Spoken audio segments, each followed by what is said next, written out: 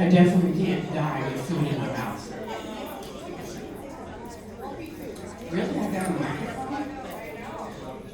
I feel like I gotta carry you. Oh. Okay, we're ready? I'm ready. Can you guys hear online? Wave and do something so Christy feels better. Mom. Gosh, I got a whole lot on my plate in here today. So, this is going to be a fascinating one. Because we haven't done this ever. So that'll be very fun. Always welcome to NDPC. I've been told that I'm supposed to read and not ad lib. Can you believe it? I know, I'm feeling more and more like Trump now. Just saying. Welcome to NDPC. That's much cuter than not as welcome to NDPC. Those of you guys on Teams, we so appreciate you showing up and showing in. Those in person, thank you so very much. We love to see your lovely faces. Hopefully you'll have lots of questions today. Thank you for attending. This is how it's going to work online. Everyone is muted. If you have a question, please use your raise hand function and Christy will call you. Where is it back? It's right here. We're trying to fix it, yeah. It just kind of makes me self-conscious. I have to think about what I'm saying. Hey Trish, can we fix your computer and mute it, please? It was muted. You muted everybody but yourself. Everybody but you. It is muted though. Those of you who are in person, if you have any questions, let us know. We will, because it's not the mic, it's actually us, it's hearing us like everybody else will. It's not a mic. Right, because it's not a mic. It's actually, the sound needs to be turned down on the And let me assure you, I am not going to tell you. I have two phones, because I can't get my best. Okay, we are good. Sorry about that. La, see, that's good. That's so much better. Now I know it's not just But, me. Trish, go back up and share. Uh-oh. Yep, there we go. Okay. Those of you guys in person, obviously, if you have a question, catch my eyes, I'll get you, I'll call you. We can ask. We'll hand you a mic so everybody can hear, because that's always very important. Obviously, if you've got to go to the bathroom and do all the personal stuff, answer your phone, etc., just go do it. We're all adults. Remember, it's an open forum, so please be kind. Please be kind. Sometimes we're not, so please be kind. I've been told to be kind too. I always want to thank the board members of NDPC. It is a nonprofit organization, and I do say a lot of times it is like herding cats because we have very diverse personalities on it, very strong personalities, but they rock. And the folks that pull these off is amazing. So President is Christy Bybee, Vice President Trish Gibson, Secretary Catherine Nelson, and Treasurer is Sean Ellis. We so appreciate you guys serving. The directors are Sue Hare, Nicole Marley, Barushka Corso, Dalton Hooks, Trudy Johnson, Kevin Hampshire, Kevin Pichard, Debbie Pichard. One day, I promise God I will get that right. Miguel Delgado and Glenda Lee Jackson. We so appreciate you guys. Don't forget to go onto our website for future events, other important information. www.ndpc.com. Membership, we have rolled out our new membership. Please bear with us as we work out all the little kinks on it. If you are a member, whether corporate or individual, please go to our website and register for the membership portal. Remember, as a member, you can always go back in and take the classes and do all that stuff, and you get your CEU credits. If you are not a member, we so appreciate you attending and participating. However, the CEUs and all the go back and see it again stuff is not available to you. You all right with that, Christy? Yeah. Okay. So, one of the things that we do is obviously as a nonprofit, we have sponsors. And so, these sponsors, when they pay enough, we really appreciate you. And what I'm going to ask is for the figure eight folks to come up. They are a platinum sponsor, and if you guys will give them 5 to 10 minutes, we'll see what they got to say. You know, yesterday at RIMS, when you guys were introduced, I was like, so what y'all do? What y'all do? So I'm excited that you're I here. love how you guys read my emails, that's so great. Okay. I love it. It's because we get as many as you take pictures. This is my new client. And it's just one figure a day. Okay. My partner was traveling with me. He got tired of me and he went home. No, he had some other stuff to do. So yeah, I'm not gonna take up a ton of your time, but I'm very happy to be here. Thanks for the invite, Christy, and I hope to speak to some of you folks today and maybe pique your interest in figure eight just a little bit. Keith knows, but I think he may be the only other person in the room besides Christy who's familiar with figure eight, and that's a good thing and a bad thing. That it's good because I can tell you what I need to tell you, but some people call us a startup company. It's a little bit of a misnomer. We've been around actually 7 years, and the first 5 years of existence was research and development. We were actually born out of the MIT Media Lab in Boston, founded by a world-renowned sensor engineer named Nanwei Dong. And her mission was to be able to deliver better data regarding musculoskeletal injuries, right? So the problem that we feel like we are solving for is that when somebody has a musculoskeletal injury, they go and receive treatment. Sometimes it's more difficult than it should be to determine the extent of the injury and then how that patient is recovering from said injury. A lot of the methods and modes today are, and I'm not a clinician, I'm a claims person by the way, by trade, so I come from a perspective of working claims, over the course of 20 plus years, and the frustrations with not having the best data possible to make my decisions. And so what Nanwei and her team did was set out to say, all right, so what's the gold standard? What do we need to deliver? What kind of data? And we really are delivering 2 sets of data with our platform. I'll talk about our platform in a second. It's accurate and repeatable and objective range of motion data and muscle function data, right? Those are the 2 things that we kind of get at. And we're delivering what we believe is the gold standard in each one of those, right? So we've been able to validate the data that we pick up and deliver to our customers. With that, you'd find it in a biomechanics lab, right? So I wasn't even familiar with what a biomechanics lab was when I joined the company a couple of years ago, but essentially it's a high-end lab room where you can actually get that objective data, but it's not accessible and it's really, really expensive in disability management. And so that's what she was trying to solve for. So long story short, her and her engineer team have come up with what we call the kit, the figure eight kit. And this is actually deployed at, now it's over 100, mostly physical therapy clinics throughout the country. There's 6 here in Las Vegas, and our partner here is Kelly Hawkins, been a great partner. We've got wonderful feedback. We look to use that as a springboard. We're in 16 other markets in the country, and so we're growing very, very quickly. We started to deploy this technology not even 2 years ago, about a year and a half ago. And we're now getting data from payer clients that actually show upwards of a 24% reduction in the time to recover to MMI, which is what I've been looking for quite a long time. So I won't say too much more about it, but the way that it does the process is we've trained the Kelly Hawkins therapist to use this equipment. It takes about 15 minutes, or it should, to do an assessment either on the knee, back, neck, or shoulder. Okay. At the end of that time, and I've got some reports here, we developed a readable, actionable report that picks up a variety of biomarkers, and again, that address range of motion and muscle function and fatigue.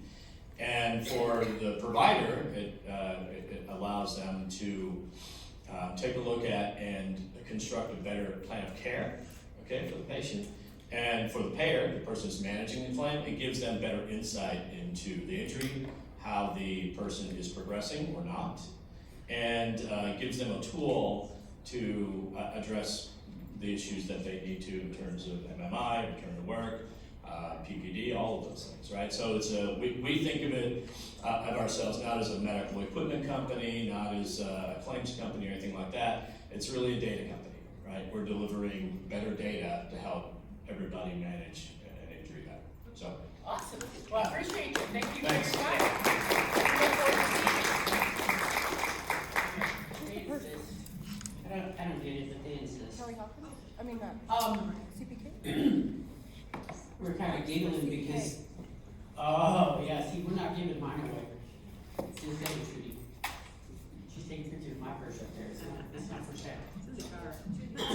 So we're gonna start this with, how a doctor gets into workers' comp. They often ask the representatives, I'm gonna try not to call them parents. The representatives, so that they can get into this mad world. Okay, so, step one. In order for a physician to work in workers' comp in Nevada, they have to obviously be licensed, that's appropriate. And they have to go to the state of Nevada Industrial, the DIR, provider panel, and apply.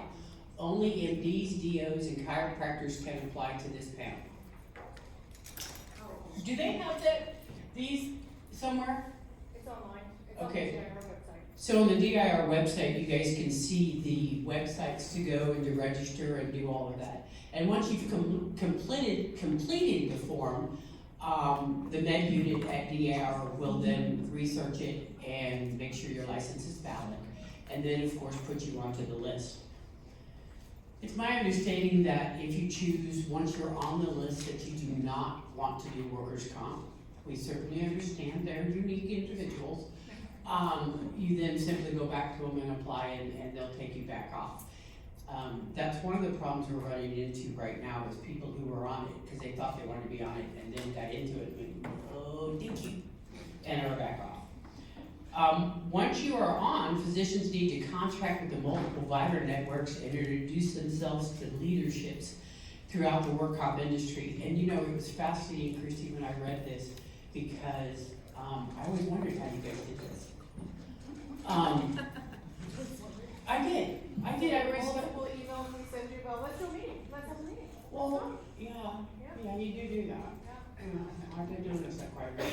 Like you said, you don't read my emails, not everyone. Yeah. There are multiple networks that are specific to Nevada and some that are national. The process can take anywhere from 3 months to a year to get onto all their contracts and get through the credentialing. I think that's important to say again, because once you get on, for example, Corval, which is who I work for, we're a national TPA, but we're also a national MCO. So one of the things that happens when you contract with us, you get to meet great people like me and Nicole that are sitting up front and stuff. However, when you get your bills processed, you're like, wait a minute, wait, because the rates that we then process it is the lowest rate of all the contracts we have. So if one day you were drinking a little heavy and signed a contract that said you were gonna get $10 an hour, that's the one we're gonna use. So you gotta be careful about the contracting and doing whatever you're gonna do because on nationals like Corval and other TPAs, we use the national. So if you're on whatever the lowest rate is, that's the one you're gonna get paid. I get quite a few phone calls from that when people go, well, that's not what I thought. I don't know contracts, I don't like contracts, I don't wanna do contracts, I'm certainly not gonna read them, so I can't explain them. I just know that we will pay you the least amount we possibly can. Yeah. That's our job. Yeah, cost savings is what we call it, that's politically correct. Negotiations, yes. Step 3, after you've contracted and gone through the credentialing process and you've begun, you have to introduce yourself to all the players. Now, what I always say is, you know, when you meet people, put a magnet on their name, on the back of their name, don't like put a permanent marker because we shuffle, and sometimes the music starts and we all just change seats. So y'all, when you meet individuals, and I always say to the people who are in the business as administrators, be kind. Don't say what you think all the time. And you know that's hard for me. But you never know where that person's gonna show up next. And when you meet someone, you will be surprised in 5 years where they are. We shuffle all the time. So you have to go around and meet everybody, and then once you meet everybody, hopefully someone will say, hey, you sound like a great idea. Like, I think figure 8 sounds like a good idea. We'll try you. And so then what happens is we try you. And regretfully, this is where we do lose a lot of our filters, because we have an idea of how it should go.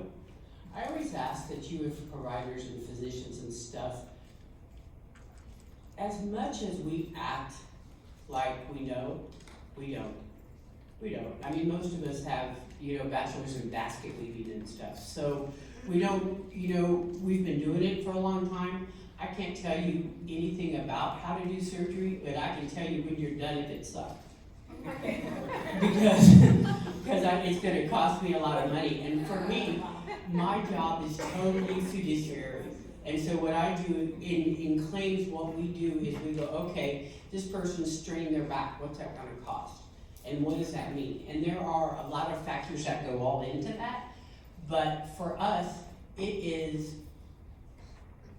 making sure that the patient gets exactly what they need to bring them back as close as you can to whole, to where they were. And then we're gonna watch as administrators the cost. They run into each other sometimes, and for that, I apologize now, because it does, we do sometimes get that way. Once you've met all of the individuals in the industry, every TPA, or most TPAs, have a provider list, what we call a PPO list. And that provider list is physicians and providers that we have carved out of the DIR panel to put specifically on ours. Kevin and I have had a lot of conversations about why and who we choose. And it is what it is. There are some specialists, particularly orthopedics, where when we carve them out, we have to have a certain number. We have to have 8 of them. 12? We have to have 12? If there's 12. I don't even pay attention to those last 4. If there's 12. I'm going to sit it right here too. And if there aren't 12 of that specialty, We do then fall. there's not separate. Right. If there are 12, then we have to have all of them. And what I really want, I had a fascinating conversation with Jason Mills and stuff because, and I'm shocking. I'm gonna be quite frank. Part of the reasons why we have it the way we are is because as administrators, we manipulated our PPOs to our advantage and to the injured worker and or the plan fraternity's disadvantage. Foul play. And as a result of that, this is why we have the rules we have now. If in fact I have a PPO and I don't have enough on it, or it goes to court, it always will default back to the DIR list. I can stand very strong, this might be a PO, and if you're not on it, you don't get to play, blah, blah, blah. But that's not really how the world works anymore, because yes, I can do that to almost a fine line, but then ultimately, it will default to the DIR list. So if you are a physician or a person who wants to be on, always go DIR first, and don't get frustrated with the shenanigans. I didn't see that word, but Yeah. It's a good one. yeah. Always stay informed. The regulations change all the time. Every 2 years. There's a regulation pertaining to work comp medical providers in Nevada. As a provider, it's important for you to understand the rules. Again, as administrators, I find that we're a little intense. I prefer OCD. I prefer slightly twisted. So administrators are pretty intense, and so we do look at the rules, we do whatever. The rules of work comp, you have to understand. For example, to start a claim in Nevada, it's different than any other place in the world. Any other place in the world, if I trip and fall, I call my employer, my supervisor, and say, ouch, I got hurt, it was tragic, and this is what happened. And that's what starts the claim. It's a first notice of loss, or they call it in. In Nevada, it's not like that, and that's because in 1945, there was a lot more shenanigans than today. And so the legislator believed that the employee needed to be able to report a claim without concern of their employer. So in Nevada, an employee, to start a claim, goes to the doctor, and they fill out a C4. The C4, the top half is the employees, the bottom half is the doctor stuff. That's what starts a claim in Nevada. I fight constantly with my national accounts because they go, well, I called it in, doesn't matter. Or I'm not gonna call it in, I don't believe it's a real claim. It's not really how it works either. Once that C4 is filed, it's filed with the administrator as well as the Department of Insurance, and it is a claim. And we as administrators have to deal with it somehow. So the rules of work comp say that if I get hurt and I fall, whatever, I have to fill out a C1, and yesterday I was at REM's, outstanding presentation. Yeah. And one of the things that was really cool about it is they talked about the C1. And in the C1, that is a form that the injured worker completes. And it doesn't matter, I love the way they said, it doesn't matter what language they speak, it doesn't matter what their abilities are, the employee has to fill out the C1. Now, at the bottom, they sign it, and some do and some don't. It doesn't matter. They still have to fill out that C1 in their writing. It can't be done by a supervisor or somebody else or the wife or whatever. It has to be done by them. They go to the doctor goes, okay, they fill out a C4. The employer then has 6 days? Is that right? 6 days to fill out the C3 and get the C3 back to the administrator. That's a pretty serious timeline. So that means I trip and fall right here, I fill out my C1, I go down the road to the clinic, I fill out the C4. In 6 days, my employer has to fill out the C3.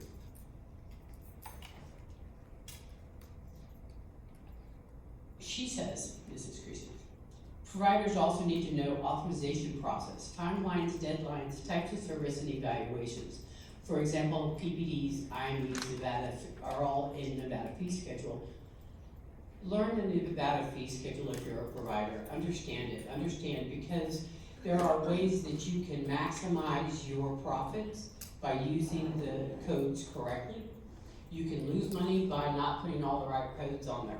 So know what pays, what knows how to pay, and certainly understand the NV numbers. Because the other thing that happens, and I noticed that with my company particularly, we like to send you back a bill with a 0. Yeah. And then once you get to 0, you have to call us and go, why'd you give us a 0? And you read below it, it says blah, blah, blah, because it never makes sense. And then you have to start going back and forth. I'm sorry. I'm sorry that happens, but it does. And it's extremely frustrating. And Nicole and I both have said in Corbell, and I know that other administrators are doing it now too, you can always reach out to us if you need a bill paid. If you need something you've been chasing or whatever. It is unacceptable. We by statute have to pay that bill 30 days when you send it to us. I believe from what I hear from the people in 45 now? 45. They have 90 days to bill. 90 days to bill and 45 to pay. And as big as those numbers are, I know that you guys are challenged in not getting paid timely. And so for that, find somebody inside the administrator that you can hold them accountable to. At Corbell, it is always Nicole and me. Nicole and me. And Nicole first. And Nicole. But you don't have any necessarily, you don't always even know that those bills aren't getting paid, because it's going through the review and it's not coming back to you saying, we decided not to pay this, right? Right. So until that provider says to you, hey, I'm not getting paid, Nicole, Right. then you can take a look at it, but you don't necessarily know, it's not something you're. Oh, no, see, what I do is I get a cue in the morning and I go click, click, click, click, click, click, click, click, click, and I pay all the bills. And I notice, obviously, if in there are people that are denying claims and stuff like that, I already know them because I know the claims, but I process bills based on what I know about the claims. Then they go into la la land, and I have to tell you one time, a million years ago, I was an administrator for a bill review company, and my supervisor asked me not to do that anymore because I sucked. And it's true, bill review to me is extremely complex and difficult, and so when they zero it out, I don't know. And so when people call me and go, I need to understand why this is, well, you got the wrong number. I can pay you, but I cannot explain it. So, and I think that a lot of administrators, work comp adjusters, et cetera, are the same way. We don't get it. We don't understand the mods. We don't understand any of that stuff. So we do have an 800 number that you can call. I do want to say something. Since we're all talking about doctors. You have to speak loudly. You can't be sweet. Since we're in a room full of doctors, have a good bill coder. Oh, yeah. That's the issue. A lot of times these bills are being rejected because they're using the wrong codes. And you're sitting on a 6-month bill that hasn't been paid because you have a coder that doesn't know how to code properly. So if I could give any advice to doctors, make sure that that's the most highly paid person in your facility and that they are properly knowledgeable on the medical fee schedule. And they're all about it. 100%. Yeah, that's 100%. That is so very true. And like I said, you can maximize, if you got the right billing, you can maximize the amount of money you get. The wrong billing, you won't get paid for years. It's important to remain informed on the changes in the regulation. Every 2 years, the laws do change. Every year, we do get a new fee schedule. It's important that you stay up to date. The new fee schedule comes out 7/1 of every year. No, 2/1? July is. I've already had 2 cracks too. 2 cracks in and I still can't think right. That's just magic. Yeah, dude, it's right here. It's whispering. It's important to stay up to date. It may be relevant to timelines, forms, process. Oh, that's the other thing that's so sad, is if you bill late and we just go, oh, sorry, we're not gonna pay you anymore, you passed the timeline. That's tragic, because you put the service in, you put it out there, it just didn't get into where it needed to get timely. And that's just tragic. There are several local companies that can help you navigate the work comp provider system as described. Would that be the PEMS? That's what I said. The individuals, that would be the individuals. For a list of resources, please email us at nevadaNDPCinfo@gmail.com. I just want to go off script for 1 second, just for a second. I swear it won't be back. I appreciate the fact that IMEs are extremely expensive and that the administrators are having shell shock. I recently had a $14,000 IME and then a $30,000 IME. Well, and the $30,000 IME kind of shocked the individual because I said, yeah, no thank you, I'm gonna renegotiate this. Because I would rather pay Kevin that $30,000 and get the thing closed than to pay a physician $30,000 to give me information. I'm sorry, I appreciate you guys, but that's a lot of money. That's a lot of money. So, the other thing that I've noticed is that on IMEs, et cetera, I've had people send me a little note that says, hey, yeah, we'll be glad to do this, but you gotta pay up front. No, I don't. The statute doesn't support that. And so if you do that to me at Corbell, I'm gonna write you a little note that says, love you big time. However, statute doesn't support that. So if you want to stand on that, I'll be glad to move this business to somebody else and take you off my PPO. And I truly will do that because I do appreciate the fact that you guys aren't getting paid, but we still need the regulations. And for us on our regulations, when they audit our files, they go bill, report, bill, report, bill, report. So if my bill is paid and I don't have a report with it, that's wrong for me. I get in trouble. And as much as I love my providers, I can't do that. So there is no provision that allows for prepayment of any services. There is no provision that allows you to hold the reports hostage for payment. Because I've had that also where someone says, oh yeah, we did it, they showed up, everything's great, and you need to pay us. I had someone do that for 6 months and regretfully had to call Catherine over at the med department at DIR and say, fix that. Because I can't pay you without the report. It's against my regulations, it's against the eyesight. Now, I appreciate there's a lot of administrators that don't know that because they're not 900 years old like me. But you can't do that. There is no prepayment. I now have individuals who do IMEs that send it directly to me and say, hey, look, this is the IME, this is what it's gonna cost, we're gonna go ahead with it. And I assure them that I will pay it. And I pay it off my desk when they send me the report. Well, that's because when we send it in, it gets contracted rate. Then when we try to ask for the payment 100%, we never get payment in 100%. Then you have to pay your biller to appeal it, and then they go through, so it happens to be a kind of a nightmare. So I tell my clients same thing, if it's IMEs or PPDs, send it directly to the adjuster to have them process those payments off their desk versus sending it into the network. Otherwise, they're gonna put it on contracted rate and you're gonna have to fight to get your money. That's exactly right. That's exactly right. And that's, I fight with my bill review, my bill company, because they'll do exactly what you said. You send it in appropriately to the correct address, and then you get X amount, and there's a balance of $1,200. My bill review company does not understand that, and they go, well, that's the way the rules work. So a lot of times then I have to pay the balance from my desk, because, yeah, okay, that might be the MCO rules on a national basis, but to maintain my relationship with you guys and my agreement that I was gonna pay you, we pay from the desk. So what Christy's saying is very true. When you're getting into PPDs and IMEs, you need to have a relationship with your administrator, whoever that adjuster is, or their supervisor, because some adjusters are young, and they go, oh yeah, sure, we'll do it like that, sure. And then you send it and they're like, what's your name? No, I don't know who you are. And that's a mess. And we're trying to fix that internally, we're trying to fix it with DIR.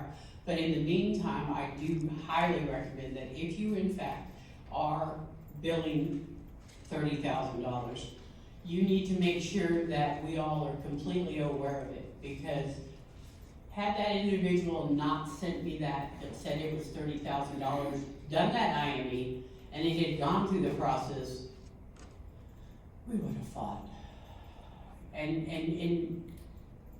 it's all bad. So don't do that. Conversate with them. So we've got on the list, we're getting patients. Okay, we're gonna do case study. Is that this first one? Okay. Do you want me to do it, or you want her to do it? You want them to do it. But how are you gonna do the facts? Nicole, should we introduce the panelists yet? No. Oh, okay. Okay. We do so appreciate it. Okay, well, that's because they said yes. Dr. Kioff, who has been here before, and we so appreciate your time. We really do. And your energy. Thank you. He's a PMR, physiatrist, so he does pretty much everything. And then we have Kelly Hawkins, right? From Kelly Hawkins. Keys. Yeah. Kelly Hawkins, obviously, physical therapy, FCEs. I had that. Okay, just one. Okay. Kelly, FCEs, physical therapy, and keep in mind too with physical therapy, first 6 are free.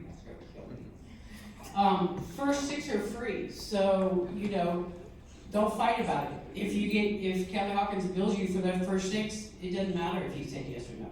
Hey, Not free, but we don't have to say yes. There's no off. We're not doing it for free. Right, and you know what frustrates me though is I see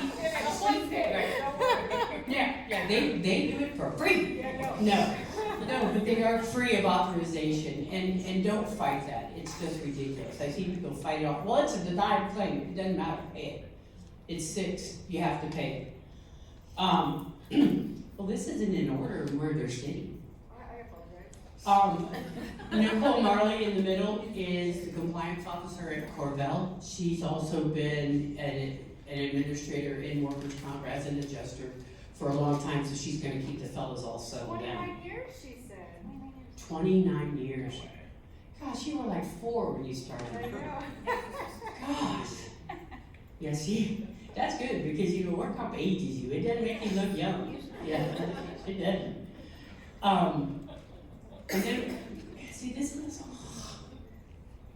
and then we have Dr. Lisa, at hand specialist, outstanding next. Her hand specialist, somebody else. I said somebody else, hand center of Nevada. Here's the good news, I'll be fired soon from this position, and then I'll be able to sit in the audience with you guys, because obviously I've lost it completely. And then we have Dr. Joseph Nicola, who is, with Nicola Chiropractic. Okay, we're all good? Okay.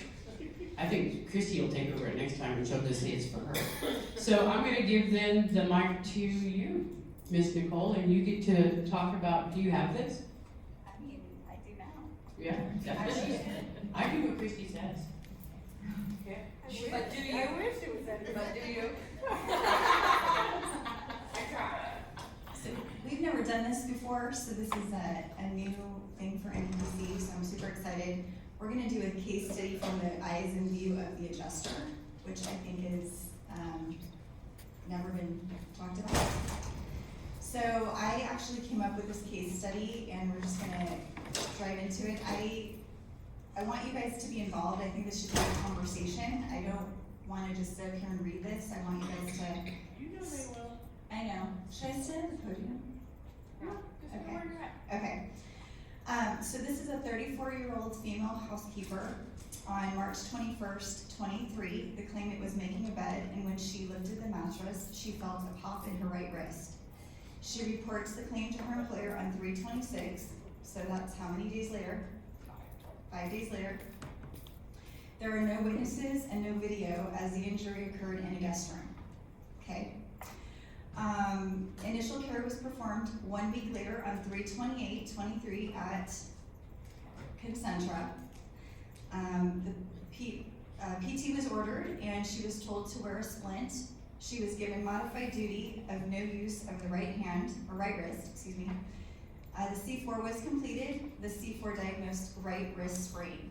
So, for those of you in the audience and also online, as adjusters, where are we at in the process? Can anyone tell me? Like investigation. Like investigation wise. We're at the beginning. We're at the brand new beginning. We don't even know if she truly has a sprain. She heard a pop. So that's a red flag for us, right? For those of you, who's here an adjuster in the room? Katie? Okay. So when someone says they heard a pop on their C4, what does your mind go to? Rule out fracture.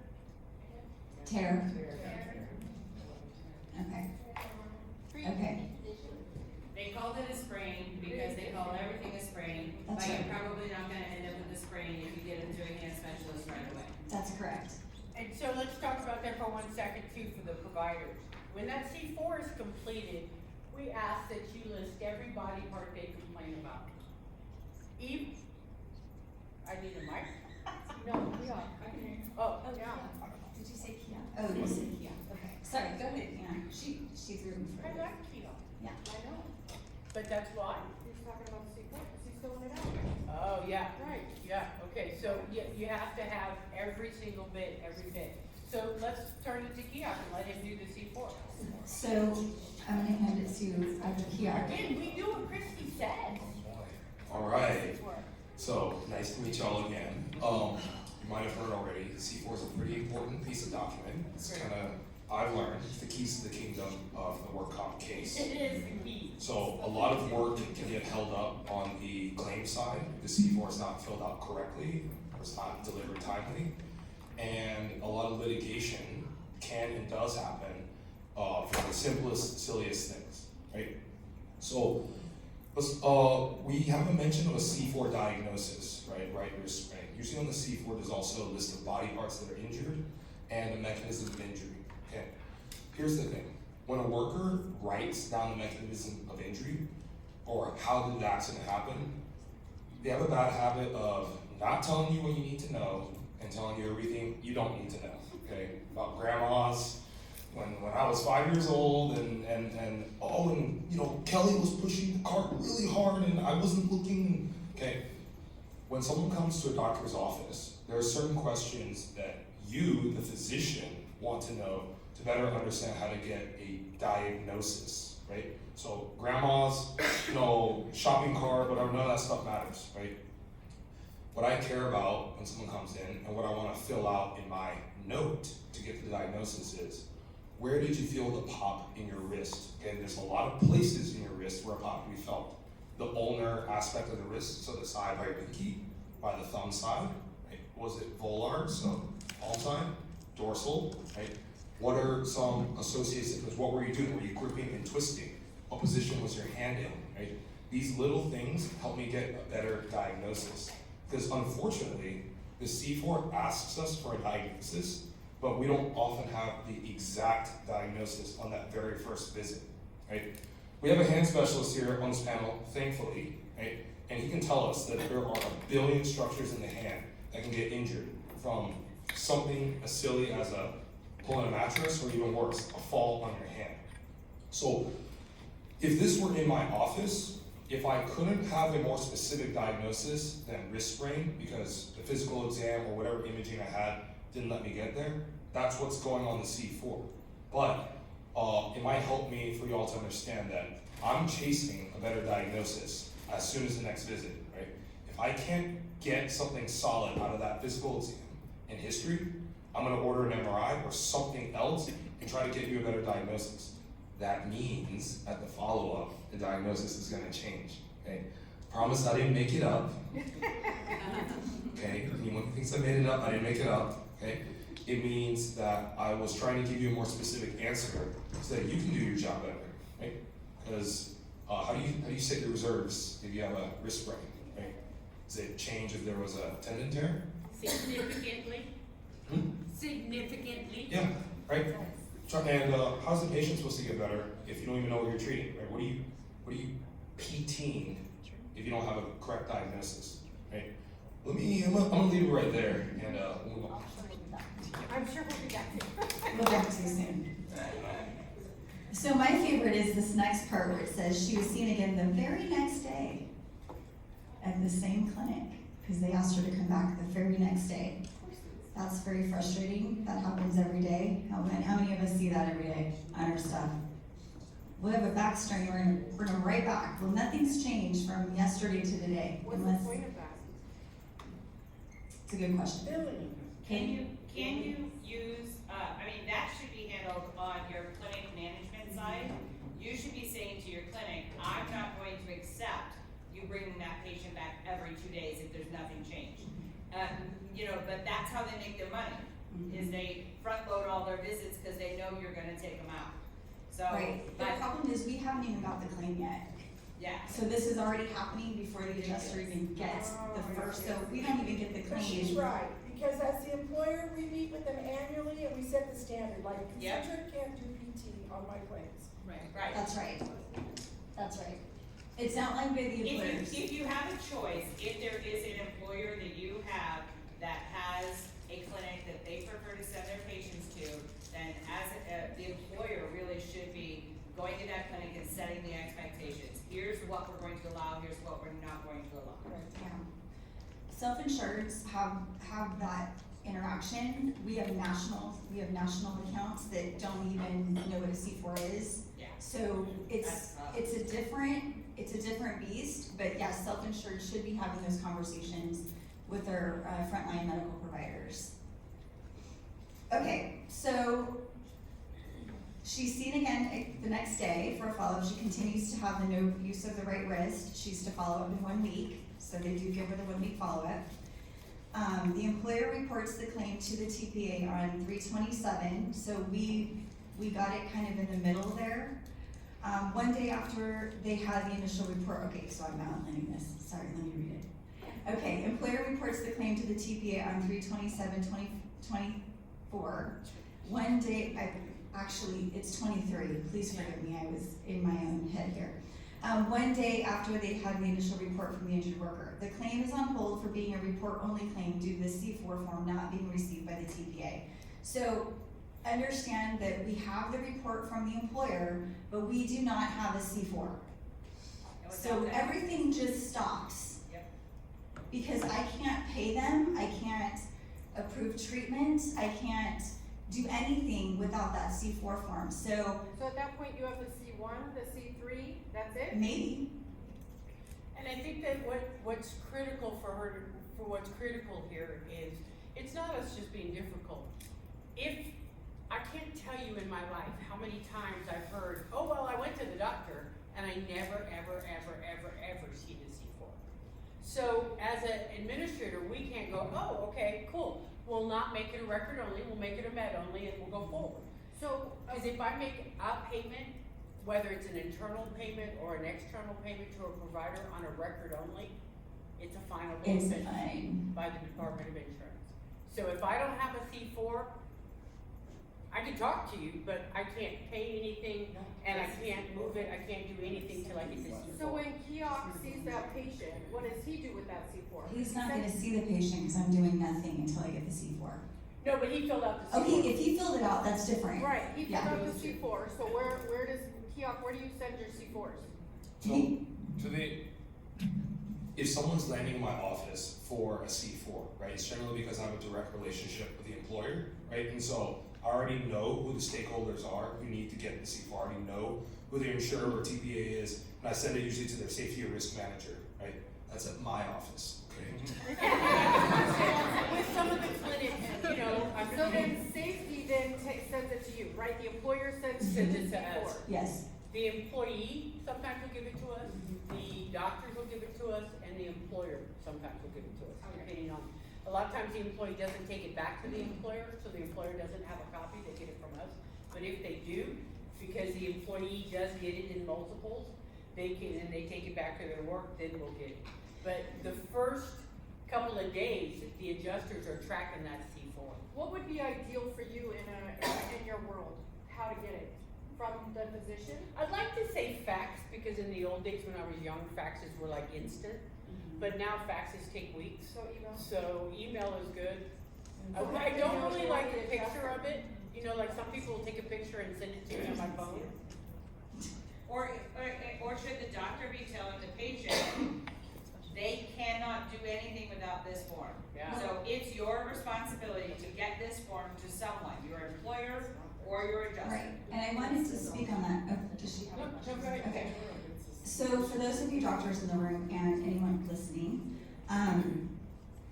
you only have 3 days to get us the C4 by law. And I just did an audit with the DIR and they are mentioning late C4s in their audit. I don't know if they're coming after for fines. They are. I just had a long conversation with them, and they've decided to turn it away from the PPAs that give over cheese So and to put it towards the everybody provider. is gonna be accountable now, not just the TPAs.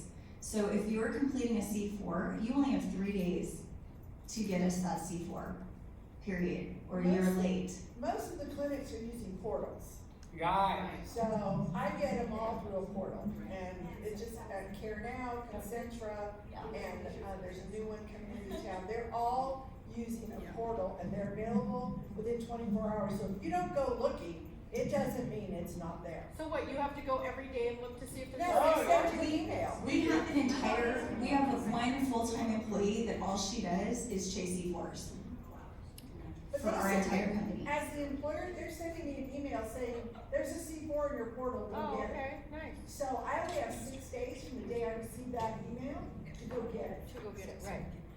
That's why I love Sandy, because that's exactly right. And as an employer, you should be doing that. As an administrator, we actually, like she said, have somebody who chases it, as well as our adjusters all have sign-ons, and they also will do it. Chase for it. Thank you. To the medical providers, the timeline is critical, but the DIR may not be as forgiving because there is a system in place, the coverage verification system, that the medical providers can go online and find out who the TPA or who the insurance company is. No, well, here's the problem. If you cannot locate a TPA or insurance company, that C4 form needs to go to the DIR and let them try to track it down. When they will. Because it's possible that it's an uninsured, and at that point, it'll go to the employer compliance unit to go after that employer if in fact they are uninsured. So the problem with the coverage verification system online is that there are multiple TPAs or insurance companies that are listed under one employer.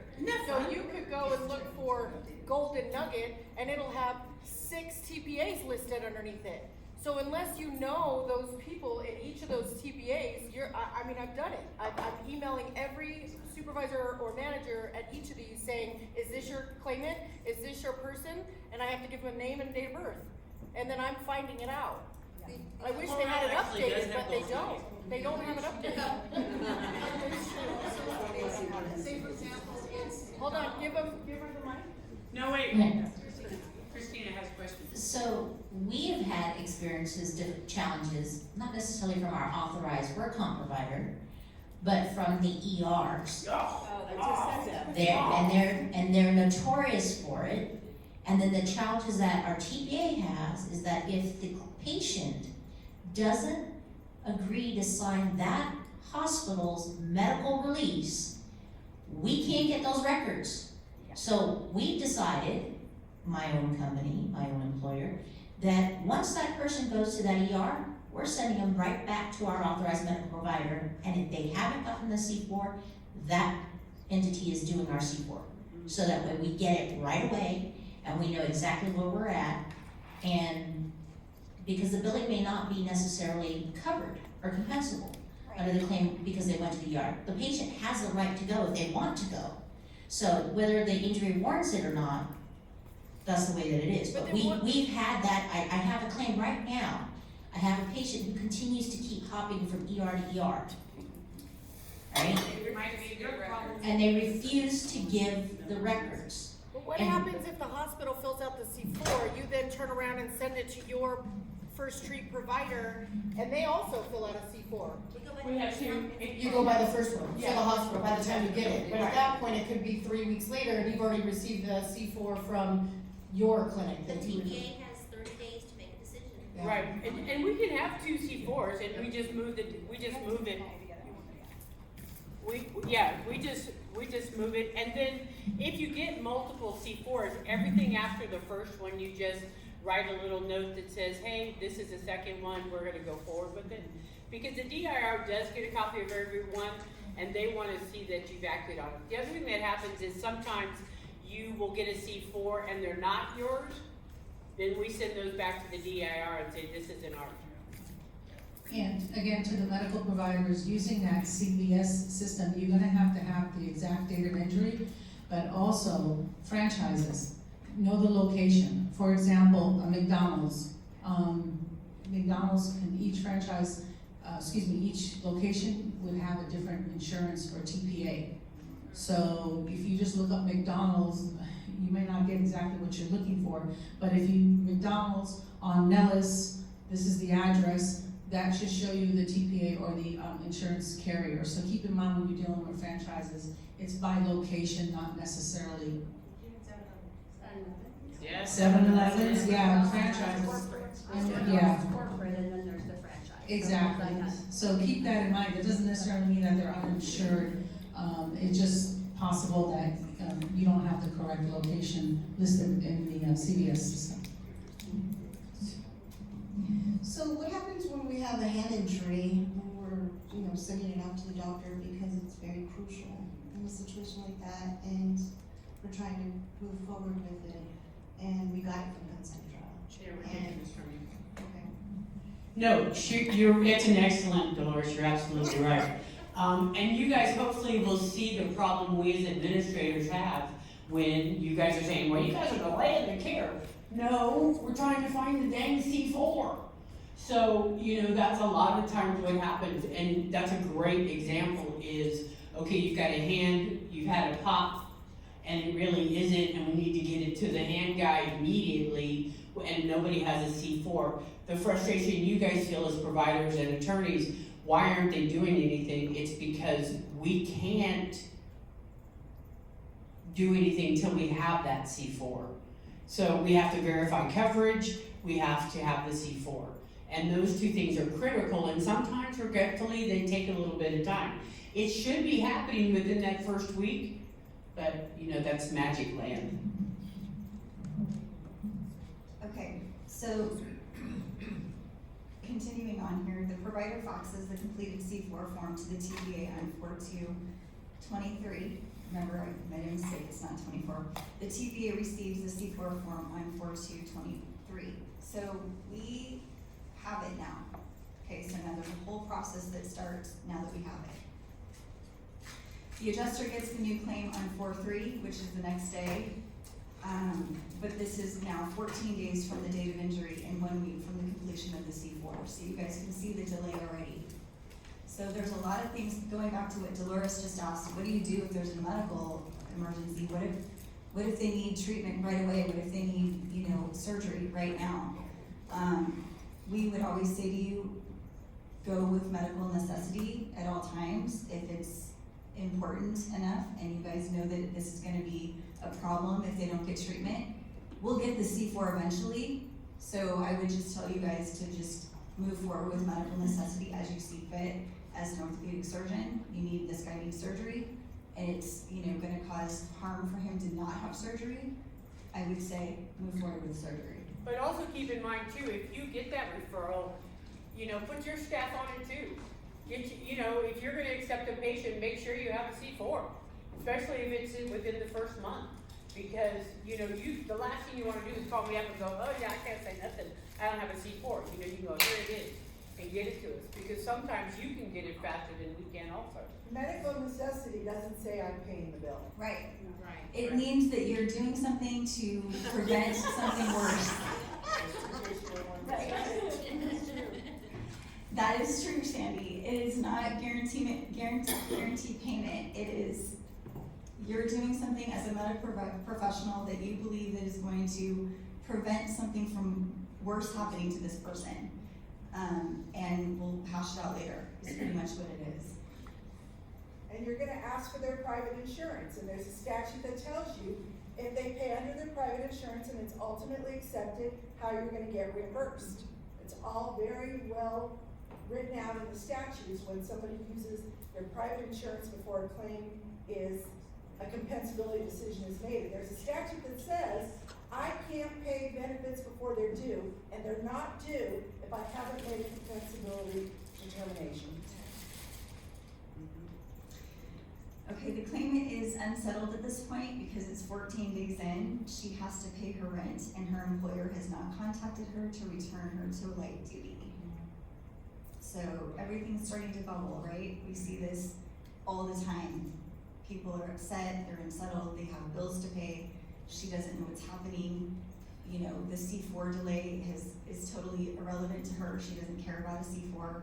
She cares about paying her rent and feeding her family. And so we see this all the time. So at that point, she does go and talk to Mr. Kevin, and she gets an attorney because she's freaked out. She doesn't understand workers' comp. This is her first claim. Nobody tells you what to do until you're doing it. The adjuster initiates a 3-point contact and starts the investigation. So everybody here should understand that we have protocols that we have to meet when we have a new claim, and that is to talk to the employer, the injured worker, and or the representative, and the medical provider. Within 24 hours of receipt of a new claim, you should be getting a phone call. Now, that's not the receipt of when you put the claim in, that's the receipt when we got the claim. So understand the timeline starts when we get the C4 and we get the new claim on our desk. So we have a whole process for that. So basically what that's, if you think about that, we're at 14 days. At 14 days, she's finally hearing from somebody at the insurance company saying, hey, what's your name, what are you doing, what happened, what's going on, and getting all that information. And certainly with today's times, people are stressed out, they're living paycheck to paycheck. So it is fast, but it doesn't matter how much, it doesn't matter what you say and in what tone of voice you say it to an adjuster. They can't do anything different. They have to wait till that C4 is in their hand and they get that claim assigned. When you call, do you have the claim yet? If they say no, you don't need to talk. There's nothing we can do. I can hear your story, you can call me and I'll listen, but the adjuster can't do anything. And the adjuster is bound by certain protocols like the 3-point context, etc., because of the bigger picture of insurance, and that is the excess and the carriers and all of that. There is certain amount of boxes to be checked all the way down to that point in order for the system to work. And it's frustrating, it's timely. Okay, so the adjuster initiates 3-point contact. She identifies what the employer has to say about it, what the injured workers, sometimes we take recorded statements from them to identify what they're claiming in the very beginning. Does it match the C4? Does it match what the doctor put down? Does it match the C1? Does it match the C1, what they put down? Sometimes they don't, so that's a question, you have to question what that change was and why. We decide whether or not there's gonna be an excess involvement, whether excess carrier has to be initially reported to. If it's a head injury, we're automatically reporting that to our excess carrier because we're required to by their requirements. And then is there anybody that caused this injury? So is there subrogation involved? Is there any secondary fund recovery that may be available based on if they have priors? You know, there's a lot of things that go into our investigation. I'm not gonna go totally into it, but this is just kind of a broad overview. We look at the ISO, so does everybody here know what an ISO report is? It's the best thing in the world. Actually, it's not, but what it is it's a national database that tracks injuries, personal injuries and work comp injuries. So if you have a car accident and a work comp injury, and you now have a new work comp injury, when I call you up, I have that as ISO. Hey, have you ever had a back injury? No. What about these 7 accidents you had? And, you know, yes? So back before cards, when we used to manually submit it, we could check a box that said, this is an initial, and I'd like to know if they have any priors. Right. And the DIR would actually do an ISO DIR and give us a list of all priors. What happened to that with cards? It's under claims history request. You can still request it with a social. I never see it. Well, they don't wanna talk about it.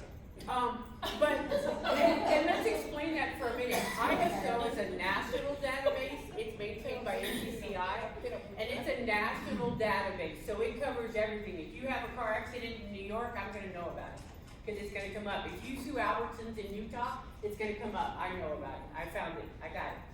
Now, with Nevada, we've never participated because Nevada doesn't do anything like anybody else. Right. And so we have what's called cards. And cards is the same thing. It is a reporting mechanism, very archaic, that says basically Joe right over here. That basically says that Joe Show says that so-and-so had an injury.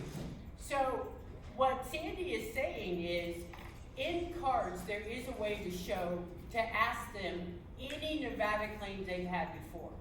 And so they'll pull that out. But what they did in the DIR is they changed it. Instead of it being a little mark the box, you actually have to scroll down and find it and then ask for it, can I please have it? So again, that's the second employee we have, and that's the one who's filing all the cards, updating it, and etc. Because cards also is updating. The pop turns into a tear, that turns into, you're constantly updating cards to explain that stuff. So for us, on your priors, we're gonna pull ISO automatically, and we're gonna ask DIR for theirs. Now, as you say, they're not very friendly about giving it to us, but Nicole insists. Nicole insists. Thank you. So on this particular claim, the ISO shows a prior wrist injury from an MVA from 5 years ago. So we are now alerted that there's a prior, and during our investigation with her, she either tells us about it or she doesn't. But regardless, we have it on the ISO that we know what happened, and so we can go down into that ISO and identify where that claim was, what insurance company, what employer, and we can request those records with our C4. Our C4 allows us it is a medical release as well. When they sign it, there's a blurb underneath it that basically is a medical release. So we're able to send that C4 to those providers or whoever we're trying to get records from. And if you're getting a request from us as a provider to give us those records, it's important that we get those. And make sure that, you know, I hate administrators that use the ISO or cards as a trick. It's not a trick, be straightforward. If I call you and say, hey, what, you know, what about this? You know, don't go, you know, oh, and then call Kevin and go, well, you know what, they didn't tell us the truth because there was a, whatever. Don't play that game. Just be up straight. Hey, I have an ISO here that says you did this. That alone is an interesting conversation with an individual because most people don't understand that any kind of injury like that, whether it's personal injury or work comp, is recorded for public and that we all get it. So, you know, professionals that, you know, pay for Christmas every year through an accident, they don't realize that until you call them. I've certainly had the information, you know, I showed that you've had 15 car accidents in the last 15 years. And they're like, well, it'll blow their entire case if they don't, if they're on top of it, so. right, and that's exactly right. So, and regretfully, that is also included, obviously, if you're not honest about it. Okay, we go back to you. Okay, so the adjuster asks the employer if light duty is going to be accommodated. They're unable to accommodate, so then we request the wages to be sent to us. We request wages on any file anyways, but this is just what happens in this storyline here. The adjuster schedules with the applicant attorney's office an interview with the claimant because we're not allowed to speak to them once they retain counsel. So that also is part of the rules and we have to follow them. Recorded statement is scheduled for the end of the next week. The reserves for the lost time claim are set for lost time for indemnity, medical reserves, and expense are set. We will also put, well, if it's a lost wage, we'll do an estimated lost wage. We'll do an estimated wage on it because D8, which is the state's form, it's really complex. It's really complex, and so what we've learned is that it takes, you know, sometimes 3 or 4 different departments within a company. So, you know, D8s, though they're supposed to be to us timely, you know, they don't get it. So sometimes we're asking questions of the Where are you plaintiff, getting a D8 from? the employer. And what we find What is is, that for? huh? Wages. D8 is for wages. And what the problem is, because of the way our world is now, it really does require multiple departments to put in on it because of all the questions. And the division does require that every question is answered. So the D8 wages, sometimes it's a delay because the company can't get into it. Okay, so the adjuster reviews the claim system and the claimant has a prior injury with this employer and the investigation shows that the claimant had a prior MVA, which she was involved with 5 years ago. So she has a prior claim with the employer and she has a prior claim on that ISO. The claimant received a 5%, it matches the ISO. The claimant received a 5% whole person impairment PPD for the right wrist and the ISO matches. So it is the same injury that's on the ISO with our current employer in this situation. The follow-up is on 4.4, initial treating physician asked for a transfer of care to an ortho. So this is when you come in. The TPA receives the transfer of care request and we have 5 days to schedule that per statute, okay? So when you as physicians send us a request for any type of treatment, anything over $250, we have 5 days from the date that we receive your request to either authorize or deny. If we do neither, it is considered approved. Should I say that again? Yes. Okay. If we get the RFA, which is a request for authorization for medical treatment. On the date we receive it is our days, starts our 5 days, okay? If on the 6th day you have not heard from us, it is considered and deemed approved. Oh, but that's a wrestling match. But here's the thing. Yeah, that's a wrestling Which match. one of us doctor's offices are gonna go through Yeah, I have a problem with that.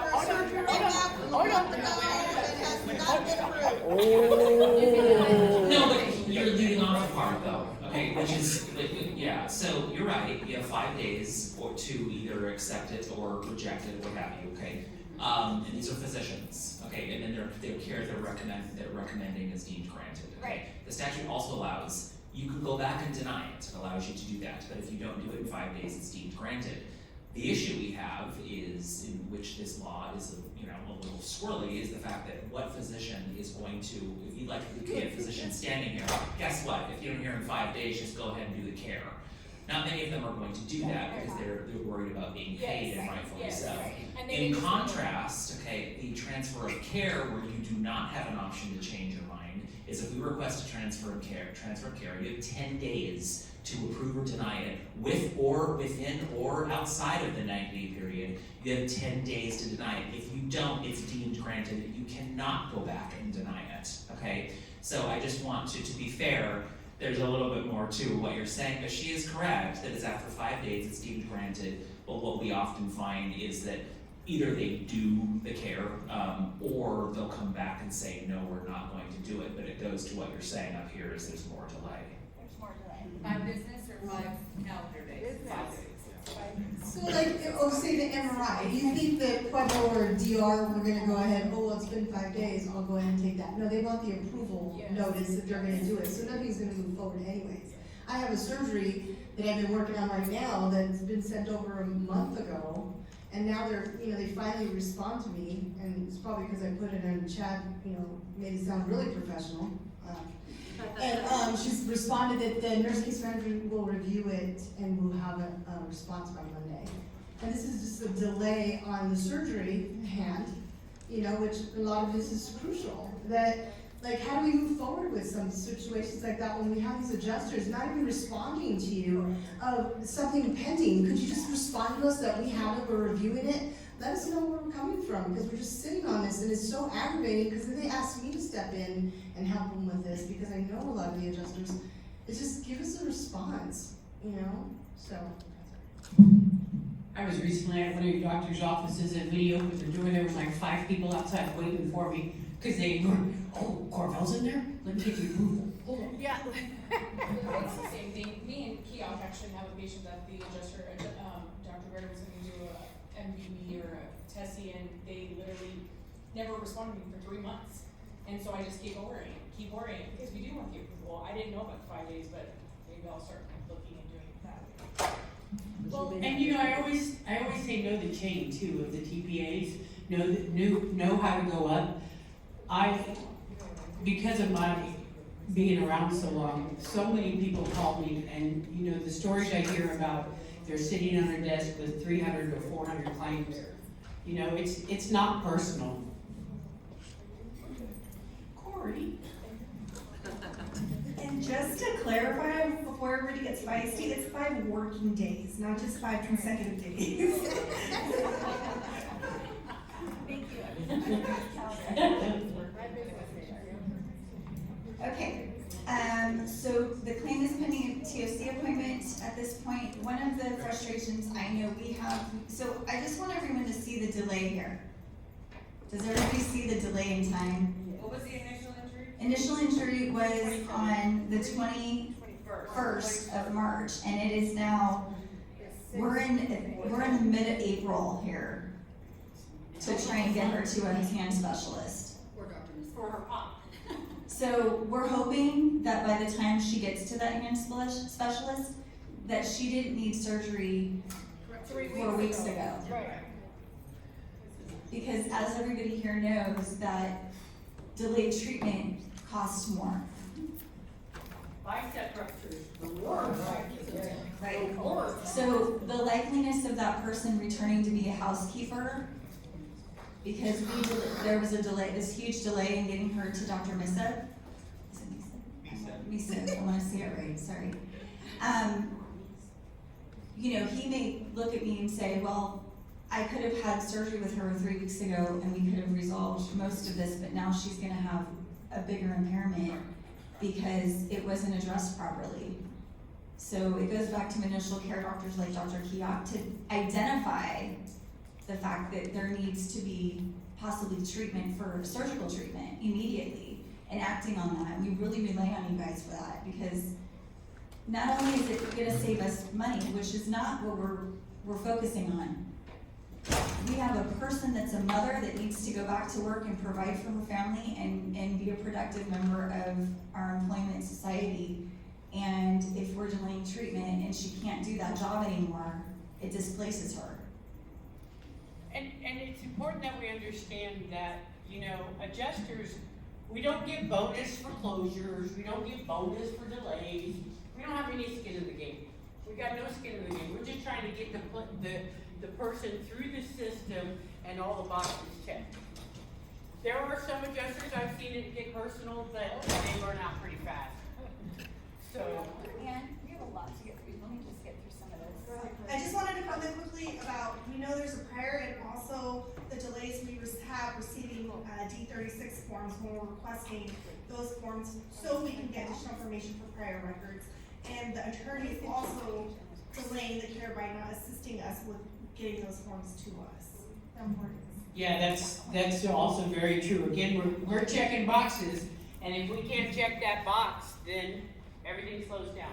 Okay, so I'm gonna let Dr. Missa talk about this because one of the things I've noticed, and I know that most of us adjusters have noticed a difference when, back in the day when I started in workers' comp, we could call the doctor's office and say, hey, I've got one for you.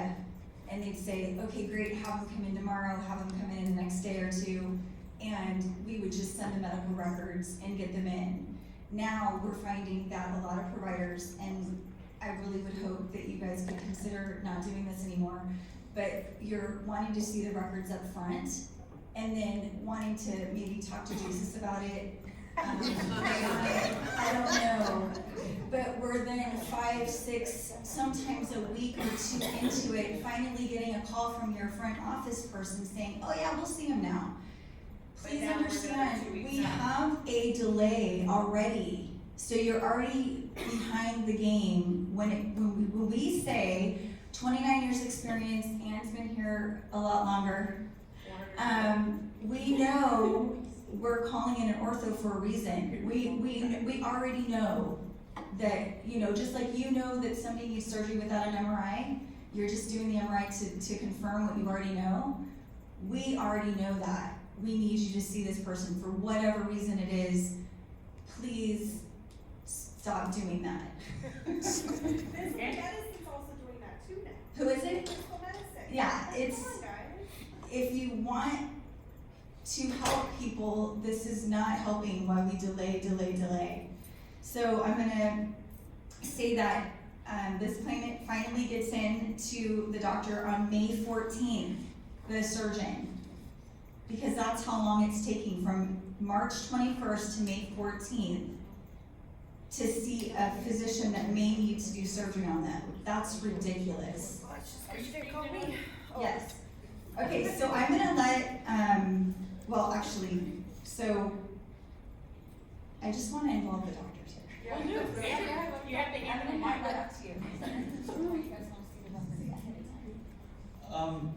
It depends on the date of the injury, so if a patient was injured a year and a half ago and now they're being sent to my office for evaluation, I want those records. That's not urgent if it's a year and a half of injury. You don't need me to see it the next day if the injury, the date of injury was a year and a half ago. So yeah, I want those records. I wanna know why now. Why a year and a half later am I being asked to see a patient? Right. And I'm not being asked to see that as an IME, I'm asked to just being seen as like, just a new patient eval. That's weird, so that raises a lot of red flags. But if it's an acute injury a month or 2 out, we usually don't really care about the records, we know we'll get them. And the reality is that for me as a hand surgeon, in this type of an injury event, the outside records from Concentra are typically not useful for treating the patient. And, you know, the diagnosis of wrist sprain is I don't even know what that diagnosis is as a hand surgeon. I don't think I've ever made that diagnosis because the wrist bone isn't connected to the forearm bone. I mean, we try to be a little more specific than that. So we actually examine the patient, we wanna diagnose them with a specific injury. Is it an ECU subsheath tear, a TFCC tear, a dorsal intercarpal ligament strain? Is it a SL ligament sprain? I mean, is it a partial ligament tear, complete ligament tear, mid-carpal injury? There's so many things that can occur in the wrist, but you can diagnose 90% of it with a good physical exam and a history. That's really what most of it is. And then getting the MRI is just objective data that further corroborates your diagnosis.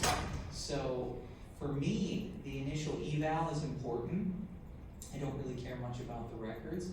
When there's a delay in care, a patient asks me, has this delay caused me substantial harm? The reality is that I usually answer that question with, there's nothing we can do about the delay. You're here now and we're gonna take good care of you now. And that's pretty much what I tell the patient is, this is where we are, we can't change the past, but we're gonna make sure we do our very best to get you back to whole as quickly as possible. The one case that was mentioned was a biceps rupture. That's a big deal. If it's a delay in presentation, you really wanna get those patients into surgery within a week. And a flexor tendon rupture, I had a patient sent over to my office last year who he came 4 months out from a flexor tendon rupture. So what did I have to do? I had to do 2 surgeries on him, not just one. I had to go in, I had to take out scar ball from his hand and wrist, I had to put in a temporary tendon, and then I had to come back 6 months later and take tendon out of his foot to reconstruct his flexor tendon in his hand. That's a big deal, right? And that delay in care substantially impacted that patient's recovery. He had 2 surgeries when he only would have had 1 had he been seen cured. Do you find that when you give a diagnosis that's different from a wrist strain, that you get denials on some of your requests for different things? Oh, denials happen with great regularity. Is that because you changed the diagnosis from a wrist sprain to a TFCC or Right. I don't know why these denials occur. I try not to get too worried about denials. I just get worried about taking care of the patient. That's really what I focus on, and I have staff that can worry about denials. And I think that's an important question, how you ask it, and that's, again, to the administrators. Oh, I'll move, you're not a doctor. You're not a doctor, so don't play doctor. It's not appropriate, if they're asking for something, have them explain it, why, why is it now not a strain? It never occurs to us that the wrist and all that stuff ain't the whatever. But, so we say to them, why? And then he tells you, and you say, okay. You don't get mad, it's not personal, we don't care about his family, we don't care about his life. He's a physician. So if a physician says something, that's what you deal with. You can't, he's not right, I already know, it's a strain. No, you don't. Stop it. So we do see that. The diagnosis that seems to upset a lot of adjusters Yes. is carpal tunnel Yes, syndrome. yes. If I say the patient has carpal tunnel syndrome, That's not industrial. well, that's never say never, never say always. Mayo right? Clinic says it's So- not industrial, I'm just saying. Well, if you break your wrist, if you have a distal radius fracture, post-traumatic carpal tunnel syndrome is Yes. a well-defined entity. Yes, traumatic carpal tunnel is industrial. The point being is that carpal tunnel syndrome has about 1,000,001 different causes. And as a physician, my job is to figure out why that occurred. Now, does the pop in the wrist while changing bed sheets make a lot of sense? No, not really. And in fact, this is such a common injury that hotels tell their GRAs not to use their hands to lift the mattress. They give them wedges to tuck in the sheets with their knees, so that way they don't actually have hand and wrist complaints. We got multiple. But I have found that, obviously lumbar strain is a big one. You send it to a spine doctor, the spine doctor says herniation or sciatic nerve issue or something like that, and everything gets denied on it because the scope of the claim is for a lumbar strain, not for that particular diagnosis, and therefore there's more delays on that side too. So I mean, it's the same kind of Don't bite the bait. But as an adjuster, I will say, we are okay with certain diagnoses, or say you suspect a diagnosis, but please also do the diagnostic testing, because that's gonna support us why we're expanding the scope and not pushing back. If you don't do the testing, we're gonna push back.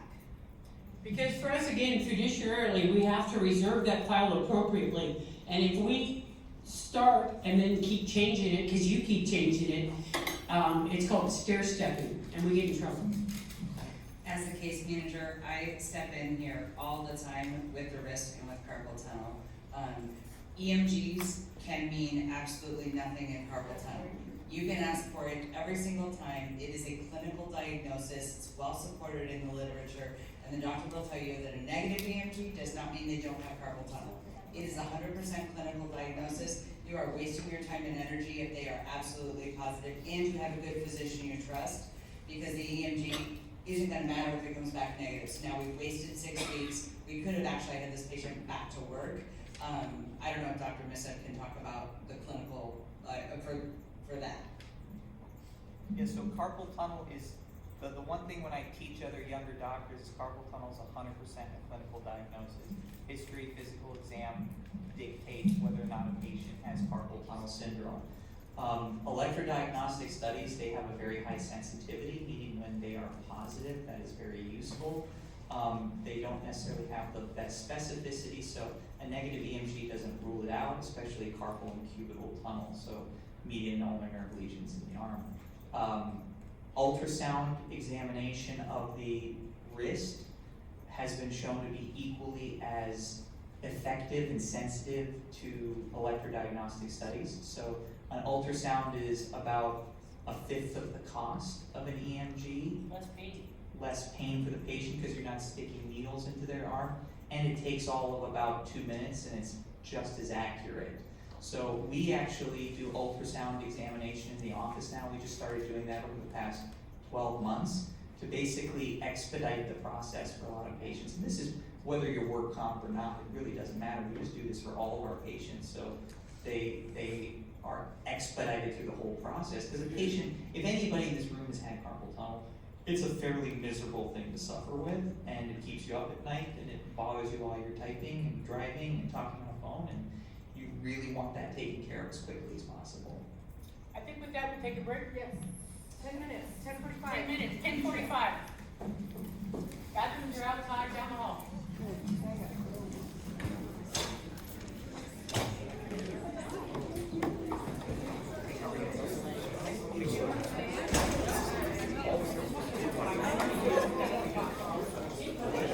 I'll give you that.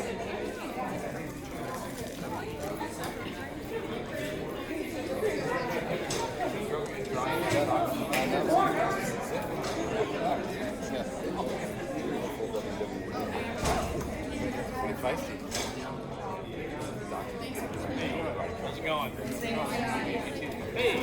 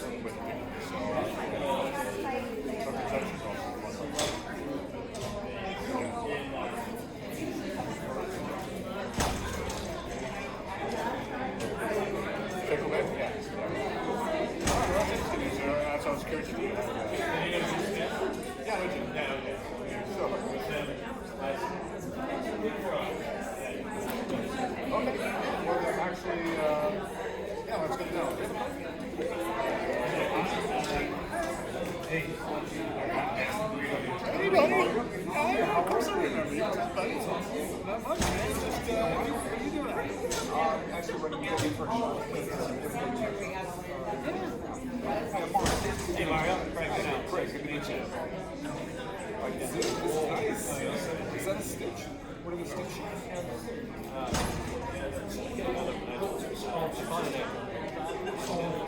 Gotcha.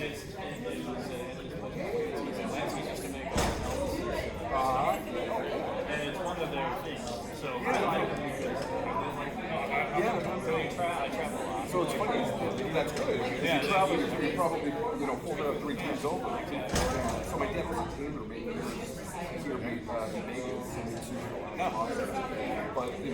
obviously the suits change now. But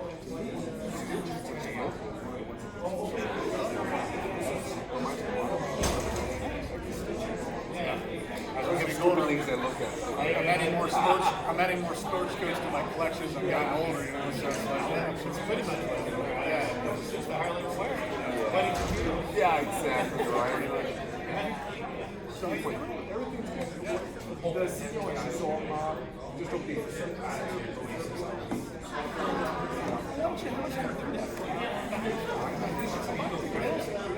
Can you that's my email or your email me or oh, okay.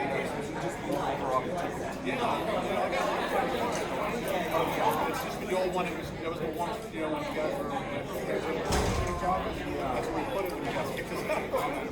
What's that?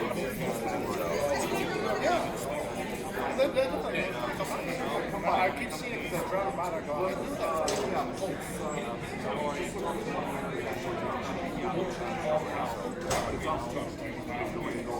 can see right out the front. I see it all the time. Because I go to that office not every day, but I'm down there quite a bit. I came up yesterday too. So we have like a couple weeks or something. Next week I'm out of town. But that's nice. That's nice.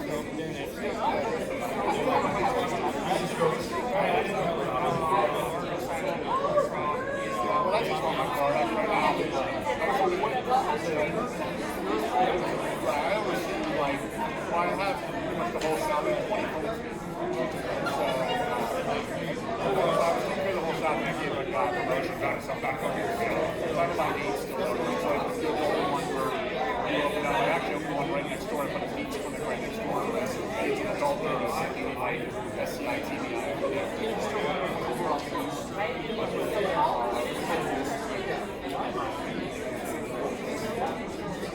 Well, I'm pouring on some trouble. I couldn't get out, so it's just silver,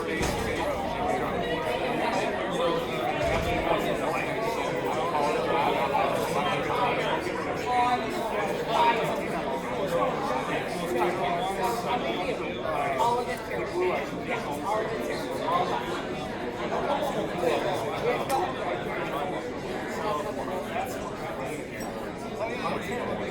Yeah, I got one on Western here. Yeah, it's like they're in St. Rose. That's one of my favorites.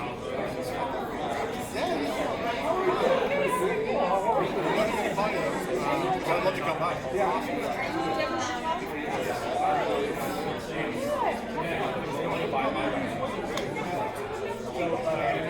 I need some more for us.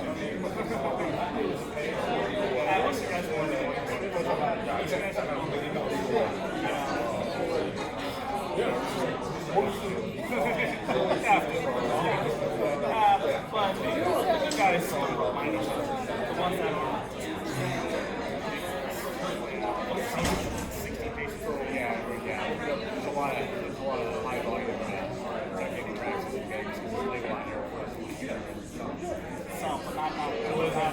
Maybe it's like a PT might have like 25 days scheduled for high school kids to do the treatment basically. But we don't do anything. Oh, okay. Yeah, so there's a few of us that try to find a good place to go in town. It's informal.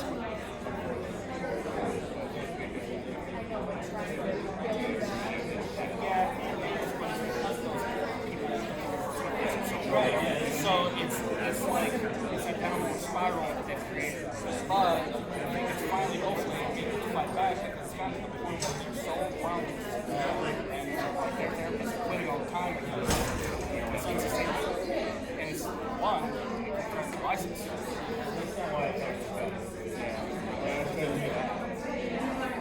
didn't love living in Las Vegas. I wouldn't want I'm sort of I love living here.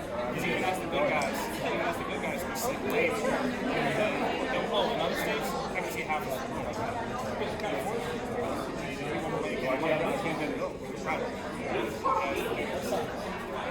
All of us people meet up and have kind of, hey guys, coming here. This is what we say yes, this is what we say no. Well, you know what? Quality provider. That's my sell on it. I really do. Yeah, and if we can get we all need to do that. Well, we gotta go back to some it's everything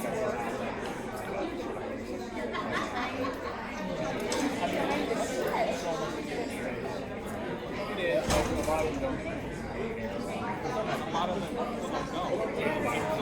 Actually, personal therapy because it's the first experience, and they're seeing the majority of it. So they think now, all the I don't care. It's, oh yeah, then you go on the bike. What? You know, could be surprised how many patients come to my office and go, oh, I mean, this is so different from the last one. Like our therapist is like,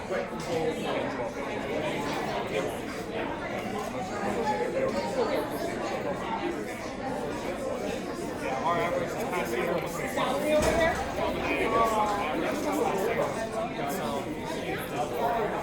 They're seeing double to triple.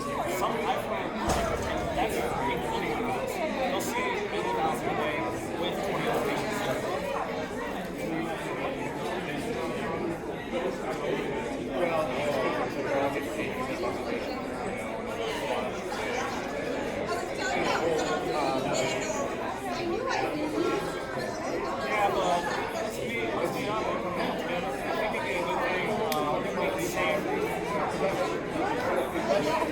The problem is all contracts are different. What happens is like the tech companies all contracts are at different times, all this, but it's still saying no based on like, hey, how are we sick? They'll overwhelm the guys to get to a point where they can. And that's what we do. Say no. Okay, yeah, we'll use it for COVID, but it's gonna overwhelm them. It's not gonna get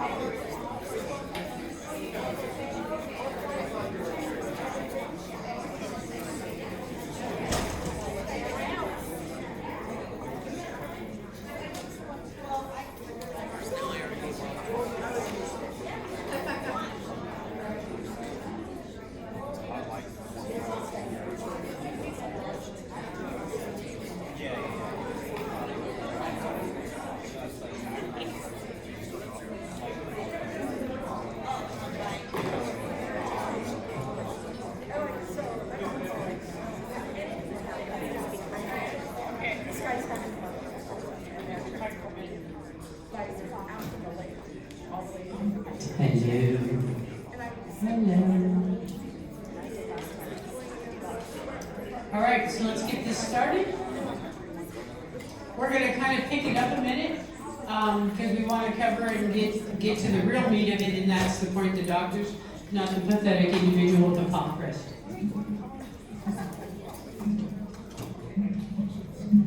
So during the break also, I was speaking with some people, and I just want to reiterate or kind of talk about real quick when I asked, Dr. Nisa, do you find denials that happen and things like that?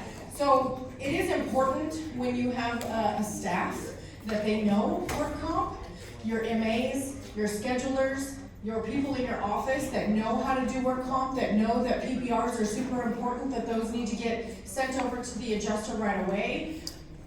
It's important that your staff knows work comp and knows and understands it and gets those things done. When the physicians request a surgery or an MRI or physical therapy or anything like that, it's important to get that paperwork over to the adjuster as quickly as possible so that they can make their determination on approval or denial. So just remember that your staff is important, and those people really do need to understand work comp and know the importance of it too. Yes, and Kevin. No, I have to add to that. Not only if you're going to give the PPRs to the adjusters, but can you please give them to the patient, the individual patient, because they have to, well, if they're unrepresented, I have no idea what they're doing, but if they're represented, they're supposed to give them to us. Then we are kept up to speed in real time as much as we can in regards to what is recommended, and we can do our thing on our end. But we tell people that they must ask for them, but certainly if the doctor's on the panel or that are listening to this, if you could get it to the injured worker too, because it helps. So when I schedule or when I teach my physicians and clients how to take care of work comp, I ask them 3 questions, right? Who is the adjuster? Who is the attorney? And who is the nurse case manager? And all 3 of those people need to get all of your information. This is a group effort for all 3 of them. So when your PPRs get sent over, all 3 need to get it. Adjuster, attorney, nurse case manager. Same with the reports, same with the authorization request. Because what sometimes happens is those authorization requests go to the adjuster, and sometimes it is the 5 days. And by that time, the attorney's office has already gotten that authorization request, and they too are reaching out to the adjuster saying, hey, can we get something approved or denied? And we have a question online. And I don't know if there's any of the doctor's offices online that are, because they're not here today. Several physician offices have hired work comp liaisons who do not work in the office, so they are no longer even providing a PPR to the patient. It takes a week to get anything out of the office afterward. And if you have any questions, I'll tell you which providers they are. But they literally will say, I have no time today because I'm in clinic, so I'll get to it when I get to it. And I am emailing them every single day. I am calling the office, and they literally will not give the patient a PPR. They do not give me a PPR. And if they're asking for PT or they're asking for anything else, it can take me up to 10 days to get those orders. And so the patients, everybody's frustrated because nothing's happening, and it's the physician office that now is no longer providing those, and they feel like they don't have to. Well, you know what, you can share that with the administrators, because we pay the bill, and I won't. Do we have a question online? Somebody online, if you want to unmute yourself and ask your question, I think it's Yvette. I also am sorry for all those who sent me texts. My phone was put away. Anybody online? Go back to Brenda and Christine. Yeah, I will. Is it Yvette Bolden? I just want to piggyback off what Cody just said. It makes it extremely frustrating for us as the employer to ensure what we know, to know what that patient's return to work restrictions and work status is. So we're sitting here blindly, team member goes, yeah, I went to the doctor, but they didn't give me any paperwork. And we have to have provide a signed written offer of light duty within so many days. So without it, we're stuck. And I tell my people, go by the previous restrictions that we have until we get the new PPR at this point in time, because that's all we can do. And the team was like, well, I was released to full duty. Well, without that paperwork, I can't let you go back to full duty till I know for sure. Right there. Well, I was just gonna kind of go back on a little bit. provider side too. So, gotta talk on the provider side.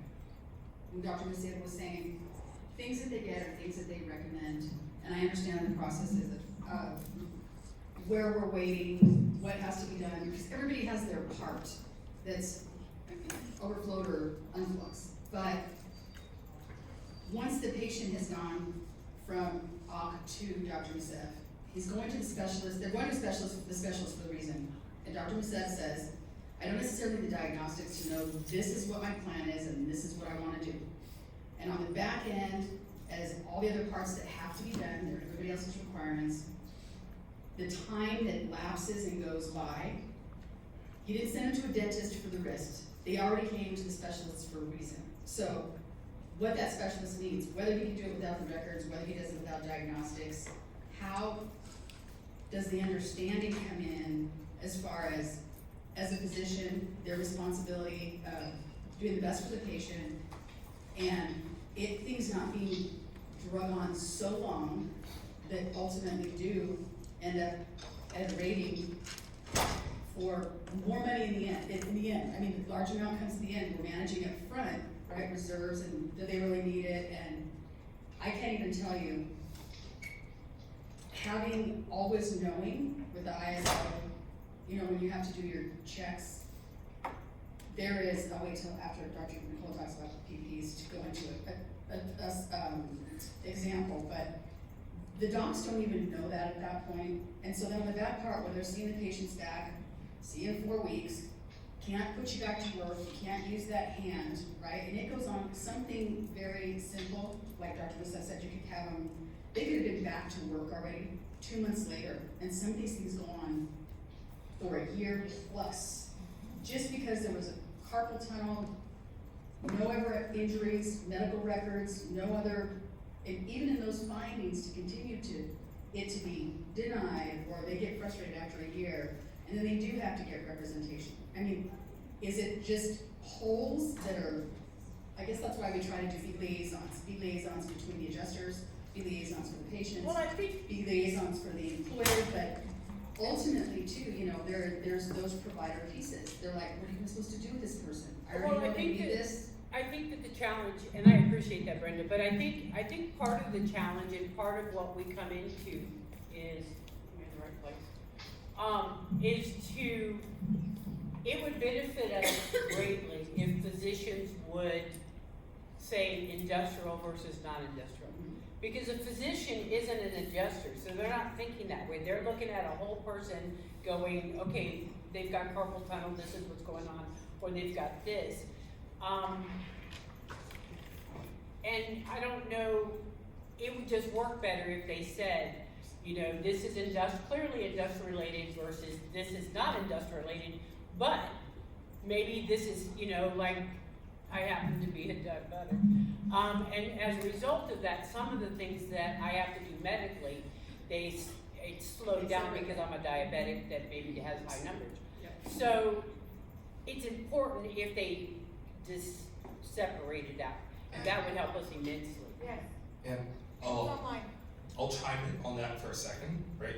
So my specialty is actually occupational medicine, right? It's its own specialty. We like that. Quite rare, right? So when you go to an urgent care that does, quote, occupational medicine, it's in quotes for a reason, right? There's very few people in the country who have the kind of training to opine on occupational issues. What Anna's getting at is causation, right? So we didn't get too much into it earlier because we were worried about getting a diagnosis, right? In brief, right, doctors look for diagnoses so that we can do treatment, okay? Once the diagnosis is established, and by the way, that's not easy, okay? Sometimes we need a specialist to establish a diagnosis. Where I come in is also on causation, right?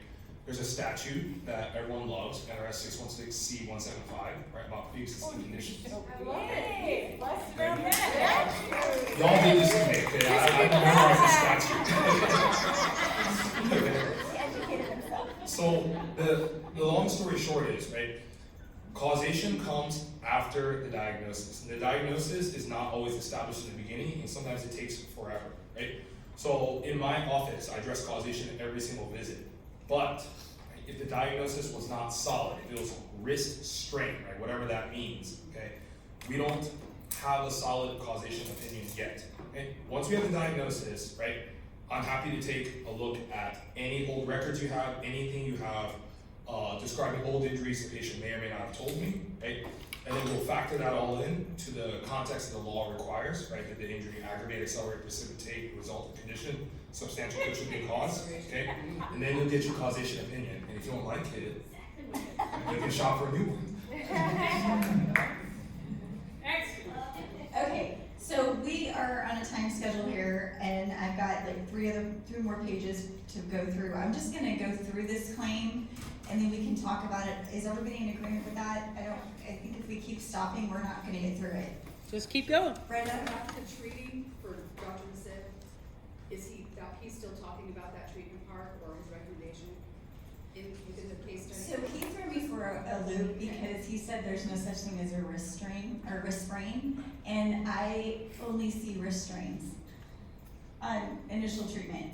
And I think what he's alluding to is they don't know what else to call it, right? It's a vague term. It's a vague, it's like, well, we know that this person's having some sort of pain, In the wrist area. but pain is not technically, well, it's a diagnosis for certain things, but in workers' comp, it's a symptom, it's not an actual diagnosis. But they used to also go years ago, 200 years ago, a sprain was, you remember how you got the injury, a strain? They go versus, and when they would think about or talk about that in the beginning, it was like, well, this was hurting me for like 3 days. Then you'd say, that's not something that happened at work. But then they would say, well, I was doing such a movement and this happened, and it would go sprain or strain. Correct me if I'm Strain. That's Sprain, right. strain. So sprain is not Remember when they strain. did it, or Does just anyone know what the difference is between a There you sprain go. and a strain? Is it, okay, so a strain is something that happens to muscles. Okay, so you can strain your lower back muscles, but a sprain is what happens to ligaments around joints.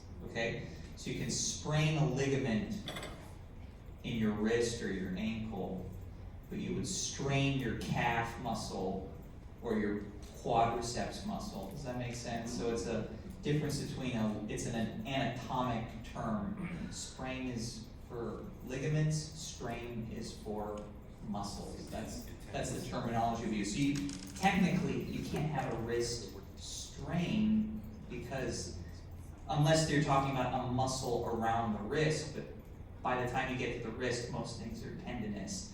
So I think it's that most- happens because of the insurance industry, the way we code things for NCCI, Right. it's sprain strain, But so in the terms doctors of- took that and they put it in their report, so in we're terms not of diagnosing. orthopedics and medicine, that's the official difference between the two. Right, And absolutely. so, add to that, when you get a We're not contusion, diagnosing. wrist, hand contusion, if they don't put strain or sprain, that can still result in a fracture. It's a beginning diagnosis, right? Right, like- So we all know as administrators that the doctor isn't gonna know unless it's a hand surgeon or a specialist that does know and just needs that MRI to get verified what they already know.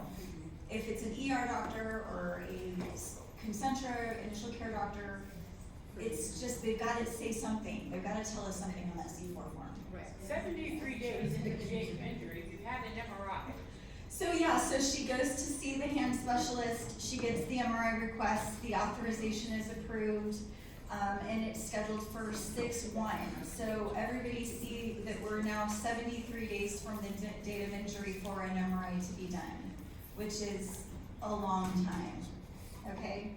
The whole point of this is for all of us adjusters in the room and online, we are held to certain things that we can and cannot do, but if we can do something to move things along quickly, we should be doing that for our injured workers, because they're the ones that are being affected by this, okay?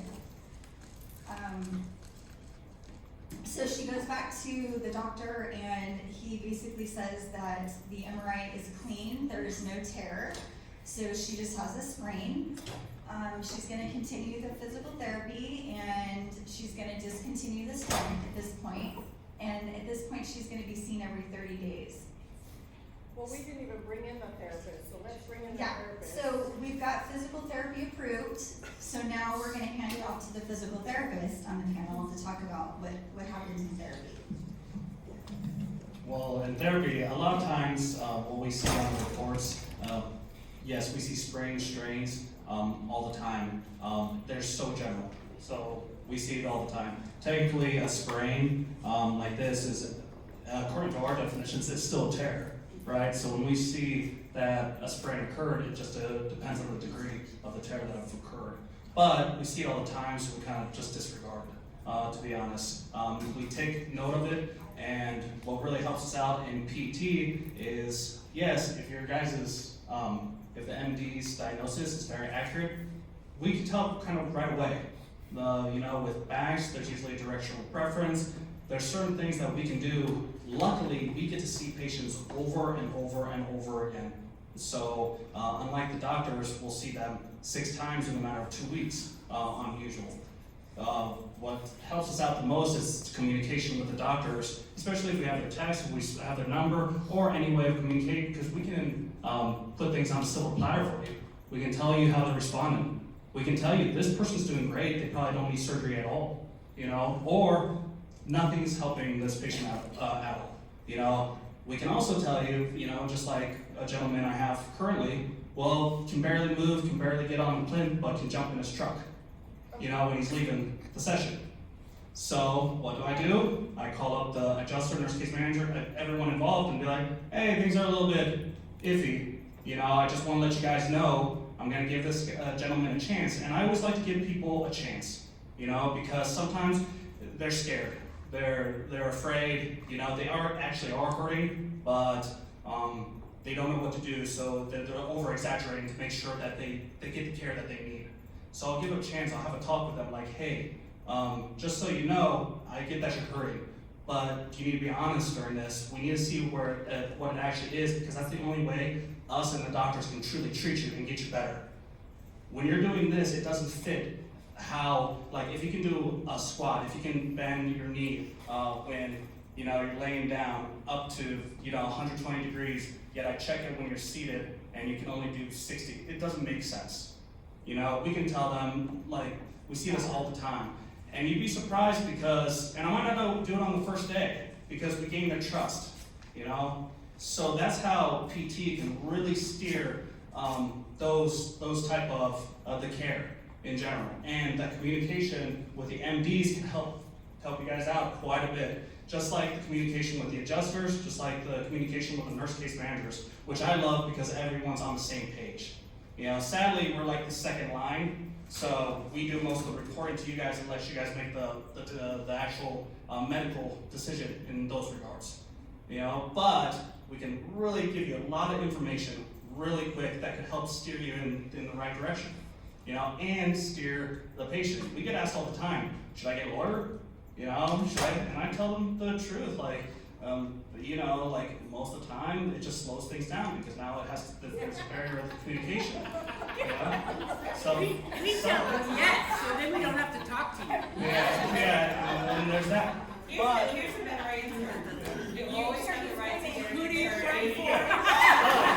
You always have the right to get an attorney and don't keep the care that we will provide. Exactly. And I do describe that to them as well, that no matter what, my job is to give you this, Somebody else turn it off? Yeah.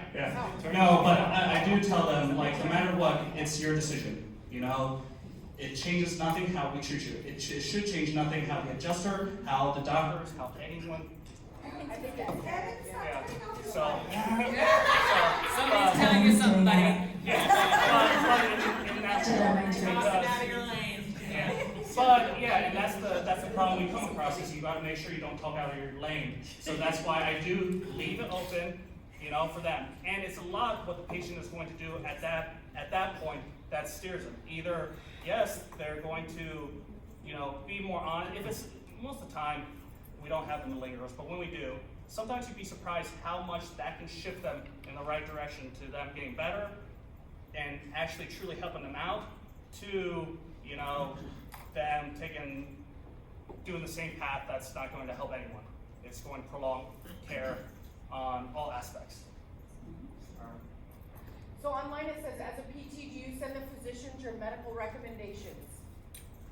So workers' comp here in Vegas, at least, I will call and tell them what I see objectively, you know, and what I see as far as, so no, I'm not going to say something like, at least on paper, I just, you know, say, hey, this person needs an MRI. That's out of my scope again, you know. I'm giving the doctor the information to decide whether, hey, this will likely benefit from this or this will not. You know, so we got to make sure we stay in our lanes. And so I give them that information that helps steer them in that direction. Yes. Nice save. I've seen physical therapy, maybe not you specifically, but I've seen physical therapists before they get to a specialist say this guy needs to get into a specialist right away because they are identifying something on that person that's not right.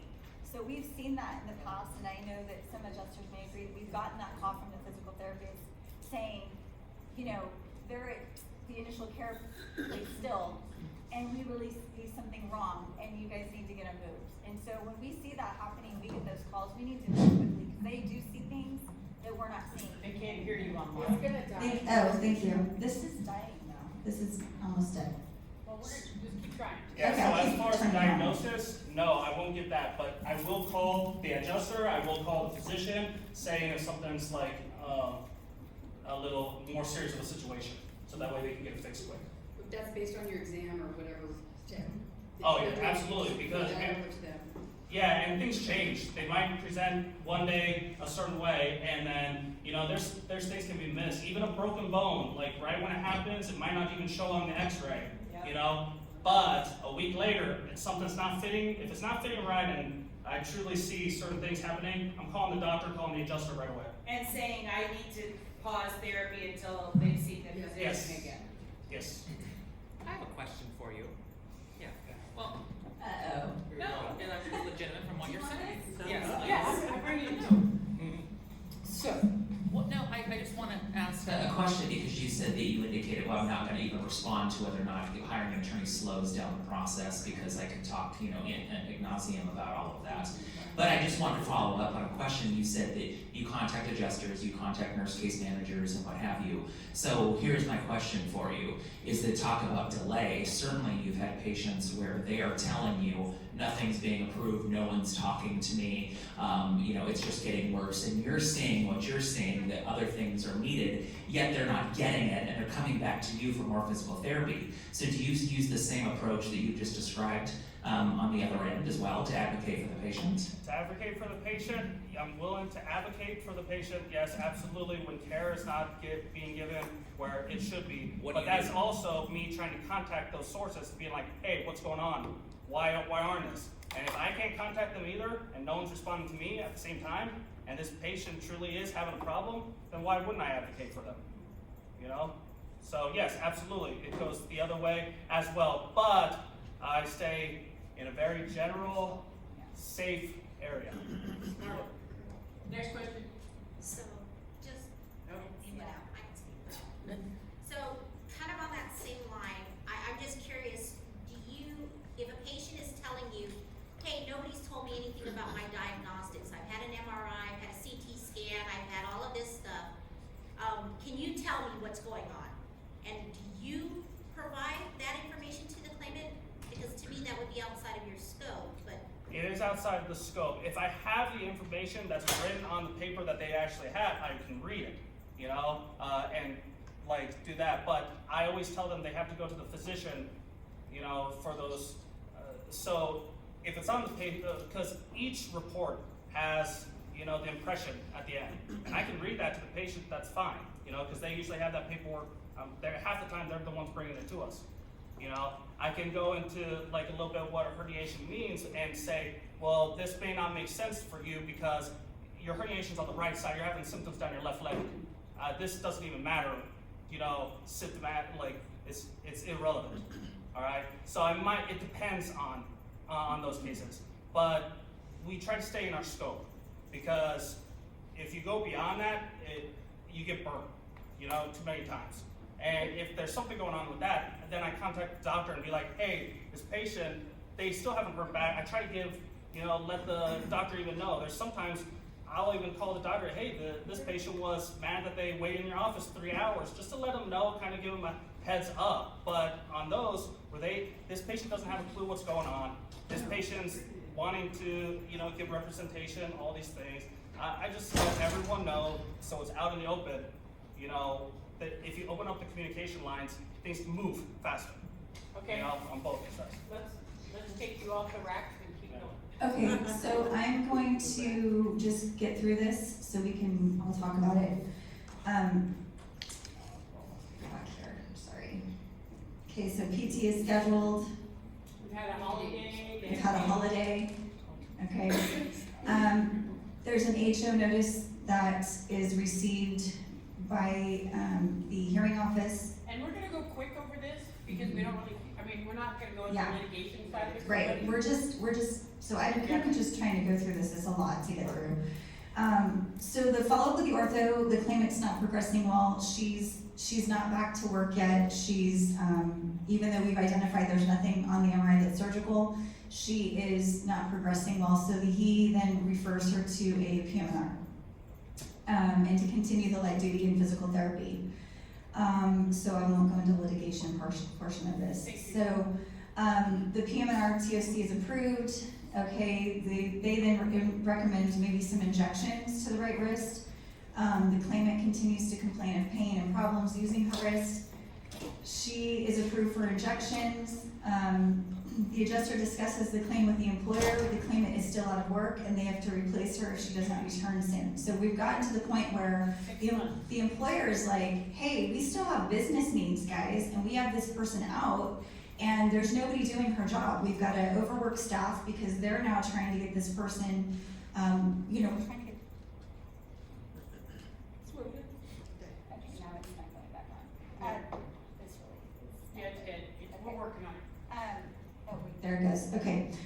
So the employer has needs that are being met. The employee's out, has been out for 6 months at this point, which is crazy. For a sprain, excuse me. This is just not gonna work. Nope. Can you guys hear me okay? Yes, Okay. talk loud. Okay. So the employer, so we discussed adding a nurse case manager to the file with the employer because she's not progressing and it's approved by the discussion, we've agreed to do that. So the additional resources to assist the claimant to get back to work in regards to having, is Cody not in here? Nope, she started hearing you. Okay. So the nurse is added to the file. They do refer a nurse to the file at that point. PM&R is scheduled for the injections. The nurse case manager contacts the PM&R office and asks to schedule a next visit because we were not clear on the next visit. So that is scheduled for after the injections. There's some more litigation in there. The employer calls the injured worker and tells her that they have to let her go if she can't come back by the middle of the month. They must have someone to replace her. They don't have enough staff to cover anymore. She's told that her position will terminate as of October 15th if she cannot return. This happens all the time. I don't know if everyone knows that. But some employers don't have the luxury of having many employees that work for them. And if they don't have, the housekeepers, they don't have the rooms cleaned, they can't get their business going, they have problems. So they'll just say after a certain amount of time, we're just gonna let you go because we gotta get somebody in here that can do the job. Keep going. Okay. The nurse case manager is present outside of the room for the doctor's visit because she is represented by counsel. Most attorneys will not allow the nurse to be in the room with the doctor and the claimant. So she usually will wait for the doctor after the appointment with the claimant. The injured worker and the doctor are in the office. The injections went well. She is feeling better. The claimant is asking to go back to work. She understands that she has been off for quite some time and she is worried she will lose her position. The hotel has mentioned that they have a business need and the claimant's position may have to be filled. Okay, we talked about this. But she has been off for 190 days at this point from her job. Restraint. She is stressed out. She didn't want to be out of work this long. She is a single mother and she needs her job. The doctor discusses with her what she does for work. Can she use her right wrist safely? She has had some results with the injection. He states that he will release her back under full duty as a trial period. She's released to this as of 10/4. The injured worker calls her employer. She says she has the full duty release and wants to come back to work. The employer allows her to come back to work full duty under the trial basis, and she returns. Thank you. The injured worker is once again lifting bed mattresses with the sheets, and she re-injures herself. How many times does this happen? It happens all the time. The right wrist, she leaves work and reports the reoccurrence to her employer. The employer emails the adjuster that the full duty trial did not work, that the employee has re-injured herself and is left to go home. The adjuster then contacts the nurse. Please contact the claimant and get them back to the PMR for evaluation. The adjuster waits for the nurse case manager to schedule the appointment. Claimant cannot be contacted to ask what happened at the re-injury. You're trying to get a hold of her. I'm using you, Cody, because you're in the room. The nurse case manager is not allowed to contact the claimant to talk to them about this, so she has to actually go through the attorney or the adjuster to have a conversation with the claimant with permission.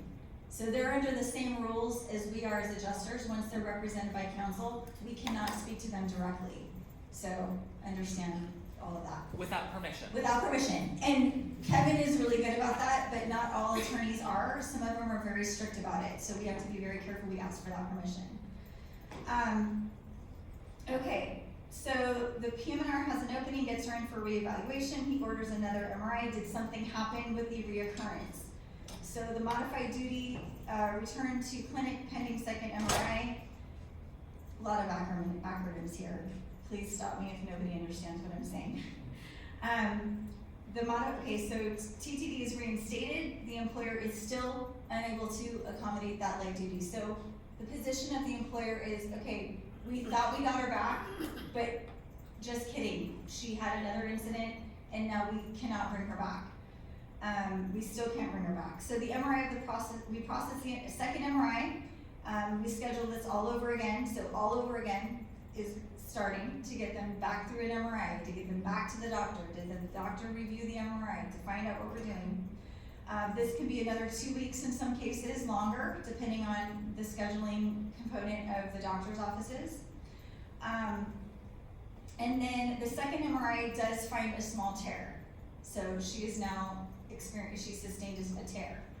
So doctor, would you comment on how you could go from a clean MRI to maybe a reoccurrence, and now we have a tear? Well, so a tear is seen on an MRI in a patient who basically went from a near normal MRI to a tear in a time frame of basically being off work, then has a re-injury, and then has a tear. Realistically speaking, you have to attribute the tear to the likely culprit, which is going back to work and lifting the mattress. So the tear doesn't really have another good reason to be there, okay? Now, with that said, an MRI is not a perfect examination. It could have been there on the previous MRI, and it was just missed. And there are a lot of patients who come in who have tears that are asymptomatic. So just because a tear is present, as a physician, you have to correlate it with the patient's symptoms. If her symptoms of wrist pain don't correlate with the tear on MRI, then from a surgical standpoint, me going in and either repairing or debriding that tear isn't going to do anything for that patient. So you really want to correlate the exam findings, the MRI, and the symptomatology. And those are the patients who, if they do come back with a tear months later, you could really help from a surgical standpoint. So in this case, the doctor, the orthopedic, she's returned to ortho with the new MRI findings, and he is recommending surgery. And then we have the surgery, but we're all the way in December for that. There was a reoccurrence, so that makes sense.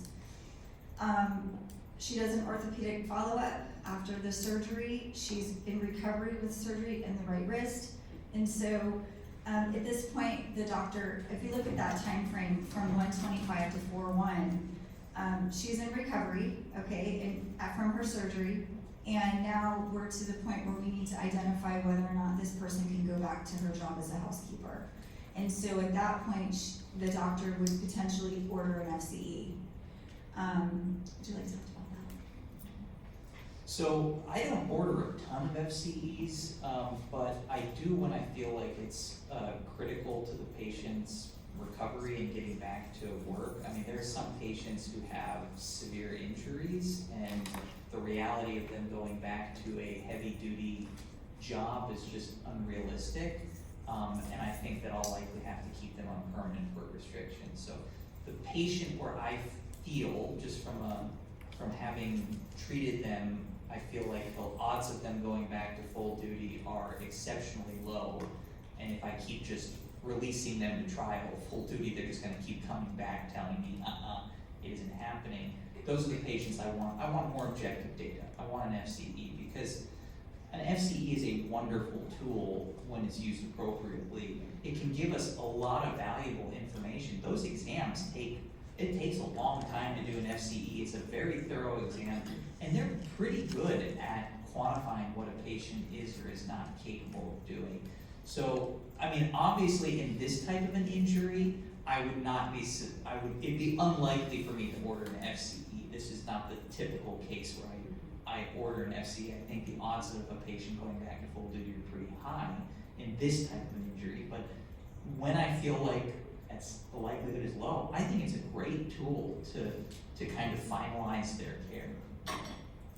Would you like to talk about Yeah, FCEs can be a great tool as well, and half the time it can show the patient that they are capable of going back. Sometimes they don't even know it themselves, and through the FCE, it actually convinces them like, no, actually I did that test, okay, I feel fine, and I'm ready to go back. You know, so it can be a valuable tool in that sense as well. Or if you have someone who's malingering, it also, you know, can help point those if there's any inconsistencies, you know, and then that's what would just be seen on the test. I have a question online for PT. I talked to injured workers, this is from an attorney's office, I talked to an injured worker that tells us their PT is telling them not to do specific movements, and then they see the doctor and he or she is telling them to move that body part that the PT told them not to. How do you see us fixing this? You go, okay, who's got a You better? make the doctor and the therapist Yeah. talk to each other. Yeah, that's why that communication line is so important, because then the PT should be calling the doctor right away to see if there's particular reasons why, and maybe they don't have all the information or the other way around. I have a question for both Nicole and MPT or the doctor. Where I come from, they use work conditioning a lot more often than they used FCEs, especially if you have somebody who's close. Can we give them the confidence to go back to work? Can we do it safely? I think it gives you more information. My challenge with FCEs is that they're a snapshot in one day. If they go in and they do very poorly on the FCE because they're having a bad day, maybe they're not faking it, maybe they're just having an extraordinarily bad day, so they perform very poorly on the FCE, and that's either interpreted as invalid or giving them more restrictions than is required. Or in reverse, you have a patient who's given their full effort and they come in and they're having an extraordinarily good day, and they do blow out the FCE and they're full duty, except that they aren't really ready because of a certain, like, I've seen it go bad either way, either unfairly to the client or to the patient. And so, is there a reason that we don't use work conditioning around here as often as it could be helpful? From my perspective, I really like work conditioning. When I order it, it does not tend to be readily approved. I just think it's out of style. Yeah, but it's so. No, I'm not saying it's right, but I'm just thinking that most of the time now, we have a section of adjusters that don't understand it, so they don't get it. There was, in the past, some practices where they did work conditioning, but it really wasn't. It was just more PT every day. So I agree, Cody, I think it's a great thing, the But doctor work agrees. programs are, 2 to 3 days a week, 4-hour days. Right. If somebody is at home and they're not working, this also helps them to get back into motivation. And of work going conditioning to a versus hard facility thing. every Right. day. They're actually Work training hard, them work with their hard. job description for what they're gonna be doing at work. I mean, it's very hands-on as to really getting them ready to go back to work, right? It's a great idea, I think It makes them feel We do confident. have those right now. I have a patient right now, and half the time, like before they're even done with the program, they're like, I'm ready to go back. I'll call the adjuster, hey, because it's like 4 hours a day. Half the time they're like, okay, just send me I back don't to work. work this You hard. know, I wanna go back to work. Just give me back. Let's go, Sandy. So I tried to do that with firefighters. I actually, honestly, No, you for can't sure. go from 0 to 100. No, you can't. 100%. And they do, they work 24 hours, Yeah. and if you're at Station 18, you're doing 1,000 calls a month. Right. And you can't go from a shoulder or a knee surgery to, that kind of work. And so I actually went out and I met with the therapist and I brought them out to the training center and I showed them the things that they lift. And I even offered them all of the old stuff that we throw away, and nobody wanted to do work hardening. Oh, we'll do all the work harder than we want. No, to be honest, we've been like trying to do it more and more, but the problem is that we get is it getting approved. Yeah, right. That's the hard part. Are you, So we're so gonna- that's where we need to help with the attorneys and the adjusters and the employers, like everybody has to work together, but I've seen so many patients here that would have benefited more from a work conditioning than let's just do an FCE and cut them off. It would save you money and save the patient. Does an FCE differentiate between limitations caused by the industrial injuries and those caused by non-industrial causes? No, they do not. Right. So, but we do make comments on where the pain is when they were doing that certain activity. So yes, this was, if they're short, but they're actually complaining of the back pain that had nothing to do with we will comment on that. But no, it's still going to give them a general functional capacity, so it does not take that into account. Moving on. Okay, so this person did go through the FCE, the permanent restrictions were outlined, and she's MMI stable and rateable. So we have 30 days as adjusters from the date we receive your stable and rateable to schedule the PPD. So, everybody knows that, right? Okay. We have to fill out a form, there's a whole bunch of things we have to do, get the records ready, get everything moved over, and then we get the scheduling back from the DIR, or we've agreed with the attorney to a specific doctor that we'll have the PPD with. And then it's scheduled, and then they attend the visit. Sometimes VR benefits kick in, it depends on if they have permanent restrictions or if they're full duty. But in this case, she is gonna have both. She's gonna have PPD and the voc rehab benefits, which we won't get into voc rehab because that's outside of the doctor. But the ortho reviews the perm restrictions, so make sure we're sending those perm restrictions back to the specialist or the treating physician to make sure that they've signed off on those restrictions being appropriate. And then they move into the PPD. So with that being said, I will hand this off to you. He thought you would never get to it. I know.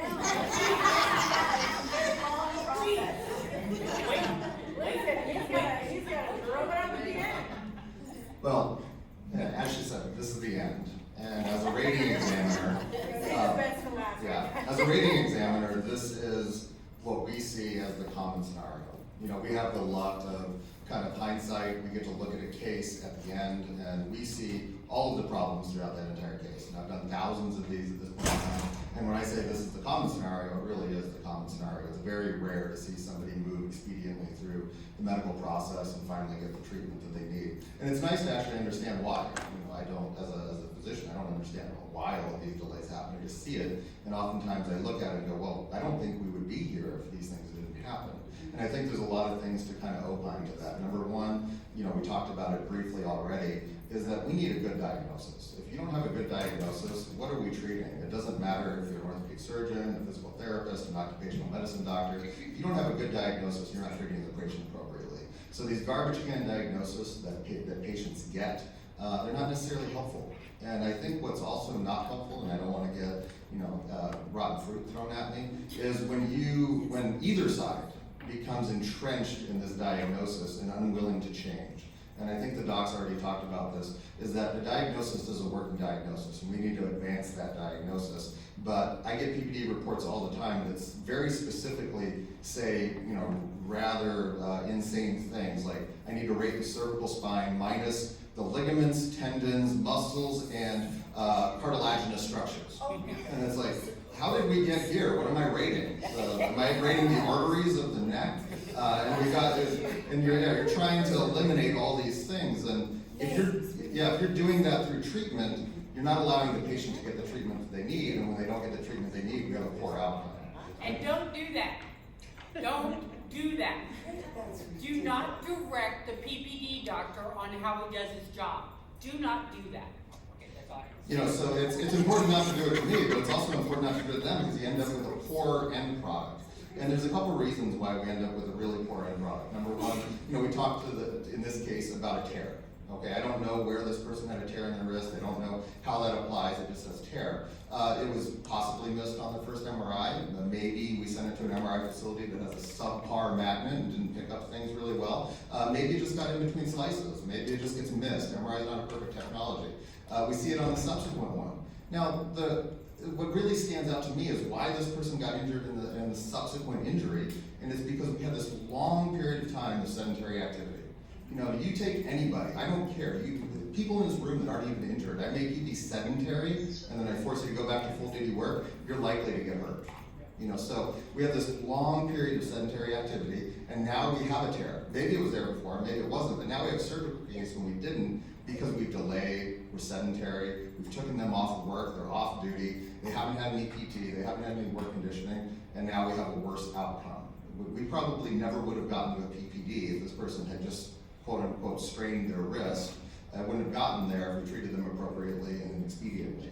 The second thing to really notice in all of this, and I think this is important for the attorneys in the room, is that lack of access to care. I can tell you, of the thousands of PPDs I've done, just about everybody tells me when they have an attorney, I had to get an attorney because I couldn't get care. I'm not saying that's true. I'm not pointing the finger at anybody in this room. That is their perception. That's why they drive by 10,000 billboards and finally pick up the phone and call somebody. I'm just giving you that information, not blaming. I'm telling you that's why they end up there, is they're frustrated and they now want somebody to do something. And that's where they end up there. So there's a lot of things that you guys can do to mitigate this stuff up front. Don't, as much as you can, I can't say don't let them be off duty, light duty. When we look at permanent disability, putting somebody off duty is the number one indicator that's going to send them to permanent disability. So you take them off duty, there's no light duty available, they're usually going to crater. You're paying them to be off work, you're paying them to be sedentary, you give them very little motivation to go back to work, and you're setting them up for future injury. So, don't, as much as you can, talk to your employers, talk to people, get them doing something. If they can't do something, you guys already hit the nail on the head of what I want to talk about is work conditioning, work hardening. Once again, get these people being active. It's not just a psychological component, it's a physical component. The changes in your body that occur when you are sedentary are horrendous for you. They set you up for future injury, they set you up for future disability, and I hate to tell you guys, you are on the hook for it. They have an approved claim, they're gonna get worse, they're gonna get a big PPD when they come and see me, and even though I could attribute it to all these non-industrial things about being sedentary, I have to rate them as they come, so that's problematic. The last thing when it really comes to PPDs is that I think what everybody needs to understand is that as us as rating examiners, we have to go through and utilize the guides as they are. And the guides are sometimes in your favor, sometimes not in your favor. Sometimes they radically overrate people, sometimes they underrate people, but we have to use them. This is what we've agreed upon using. Secondarily, we have to examine the patient and go with the things that we find. We can't always just dismiss everything because we have one PT note from 6 months ago that says something different. That doesn't necessarily always apply. And lastly, we have to make sure that this is a permanent impairment. And that those things are anatomical, they're functional, and that's how we kind of rate them. We say, is there an anatomical change? That's why we need that good diagnosis. If we don't have a good diagnosis and good imaging, we can't always apply an anatomical impairment. If they don't have, there isn't an anatomical impairment that's indicated, then we have to go to functional impairment, which is range of motion. And we see a lot of problems with the range of motion method because, it's really dependent on the patient or the claimant giving full effort. It's also dependent on the doctor giving good instructions. If they give poor instructions, stop moving when it hurts, that's not an appropriate instruction because we don't rate pain in Nevada, we rate function. We need to see how far they can go without further injuring themselves, and we need other functional limitations. So set the PPD examiner up well. Set us up well with a good diagnosis. Don't try to limit us with a bunch of things. Set us up with a good path to care. Keep these patients from being sedentary, get them back to activity, and they're going to have less impairment. My understanding, I'm not a claims adjuster or an attorney, but oftentimes, especially a large impairment, that's the biggest financial pitfall in a case. And I think a lot of times, like I said, this is the common scenario that we see. You're setting them up for a large impairment, just through, the measures that everybody has to take to get them to the finish line. So, I'm coming. I find it shocking that you didn't start without. It's me. Yeah. It's me, I'm always gonna say something. I think the one piece that, as we go through all these and everybody's kind of putting in their piece, we have to remember, and that's my job as a case manager, this is a human being. This is a person with a life who has children and a wife or a husband and kids and other responsibilities. And so it's our job from the very beginning to hold them accountable for helping themselves as well and encouraging them when they don't want to, being able to say, we can't just get to work conditioning and go, now you're gonna do this, or we can't get to the PPD and go, you're gonna get more money or you're not gonna get more money. All the way through, I tell my patients, ultimately it's up to you. What the doctor does to you is not gonna change your status all the way. What a PT does to you is not gonna change your status. It's learning from doing what the physician says, following those recommendations, doing those exercises every day outside of your PT. Those are the things that are gonna make you better because at the end of the day, everyone else got paid. The attorney got their cut, the adjuster got paid for their job, the therapist got paid for their job, the surgeon got paid for surgery, and I'm gonna get paid. But the only one who has to live with whatever you're left with is you. So I need you to put forth all of your effort to make yourself better if we can make sure that you get all the tools available. Because then you don't end up in a worse position because you're the one who has to live with it later. Thank you, Doctor, for being on the panel. I just, from some of the things that I'm seeing that are fairly frequent, this comes more on the claims end, is certainly anybody, including the TPA, can disagree with a rating evaluation. The way that you go about it is what I'm seeing that is most problematic. So you have 75 days to hold it in advance. 75 days is the law. So if you're going to hold anything for whatever reason, I also push back on who's giving you the reasoning for disagreeing with this rating evaluation. Because there's only 2 legally valid PPDs. You either agree on a rating physician or you get off the rotating list. So all of these other methods, no matter what you choose, are not legally valid.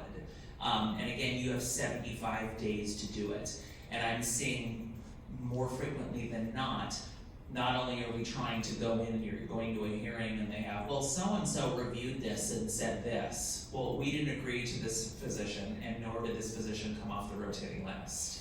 And you have the right to do your own PPD. But then holding it in advance is, I would say, more often than not, exceeding that 75-day mark.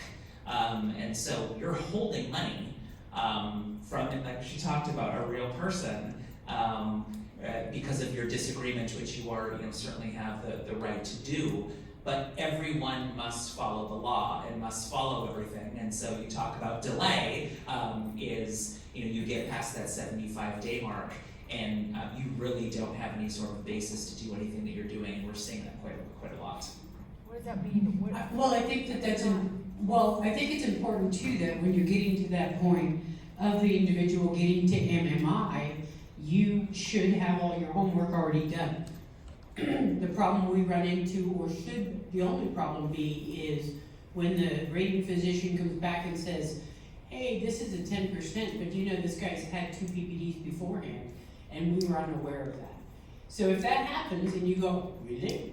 And you put it in abeyance, remember that the abeyance says, one, you have to offer what you think is legitimate, because that's the law, and then dispute the balance. And like Kevin said, you have 70 days to dispute the balance. And you can't, we all use other raters to check raters, and that's okay, because we're not raters, but then you can't use that as your witness or as your evidence. If he does a rating and it's a 15, I get it checked and they said, I'm thinking this should be more like a 6. I can't go, oh, you get a 6. You have to say, okay, we need another rating, and either go back to the attorney and say, you know what, this information has come up, we need to do something about it, this is what we're gonna do, and it becomes a mutual thing.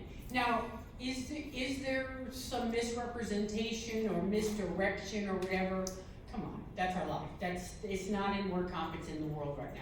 So, 70 days. If he gives me a rating, I don't agree with it because I've had somebody else check it, then I have one or two things to do. I need to schedule a second rating or reach out to the attorney and say, look, I disagree with this. I'm gonna give you a 6 because that's what I think, but do you want to settle on another rating, or do you want me to go off the panel? I personally recommend you go off the panel, and because for the second rating, and the reason I say that is because it's not my favorite doctor, your favorite doctor, our favorite doctor. It's truly, especially with the recent changes in how they're doing the ratings, it's random. Do you ever give it back to the physician that did the PPD? Yes, we do. Okay. Yeah, I would actually say giving it back to the original rating physician with the report from the reviewer is oftentimes helpful. I mean, you guys know these raters well, sometimes they're reasonable, sometimes they're not, but if it's a math error, send it to them. You know, point out the math error and say, hey, listen, you calculated this wrong. Right. And get his opinion and save everyone a lot of heartache. Right. If it's a methodological error, you know, and then now there's a big disagreement on what applies, that might be a little bit more challenging, but sometimes they're gonna also agree. And I don't know, what's the worst that can happen? You give it to the other rater, he doesn't agree. Does that have any more or less weight? I don't actually know. You'll probably end up at another rating anyways.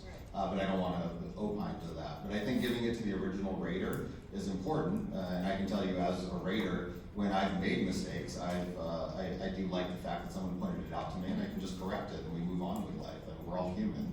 You know, sometimes I transpose numbers, I do math wrong, you know, hit the wrong button on the calculator, something happens. So just show me I made a mistake and oftentimes we can fix it. So what are you saying happens? Are they not giving you the PPD report within 70 days? Is that the problem or what? No, they're just not doing anything in 75 days. They're not sending anything to anyone, they're not getting, I mean, there's a mixture of it, but primarily, no, they're doing nothing. They're saying we're holding an abeyance and 75 days goes by. Why? Why are they holding it? Because they don't realize they need to offer what they don't disagree with. They need to make an offer. Yeah, Okay, the rating physician that does the rating is not sending the rating to you guys. That's the No. Oh, the adjuster. The adjuster.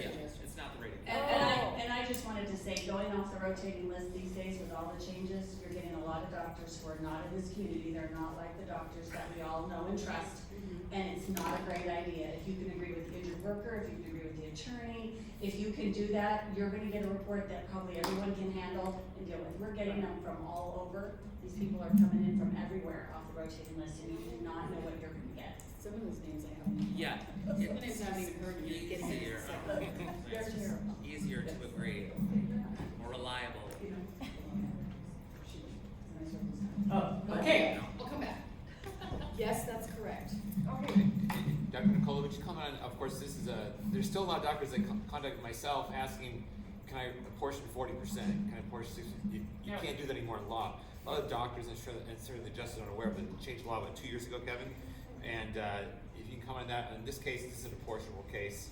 It makes it easy. There's a 5% prior portion, but if you could opine on that, how we're often lacking records of surgery, which is very, very important, just without doing an addendum, and also prior records, and especially proper apportionment. And you get both sides. Why can't you do a percentage? Like, we can't do that anymore. And I think that's critical too, because that's the other thing that I think Kevin's running into too, is I know that there's another rating somewhere, but I don't have my hands on it.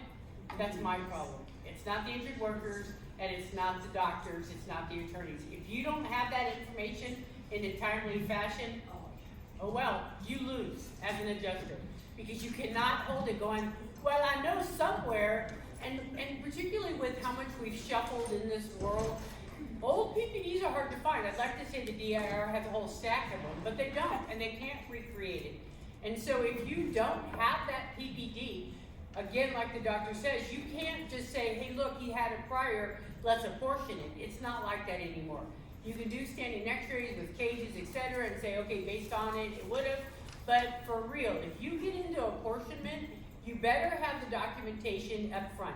Not a he said, she said, I said. Yeah, so for apportionment, this is always a hot button issue. We have to have medical evidence. If we don't have medical evidence, then we can apportion nothing.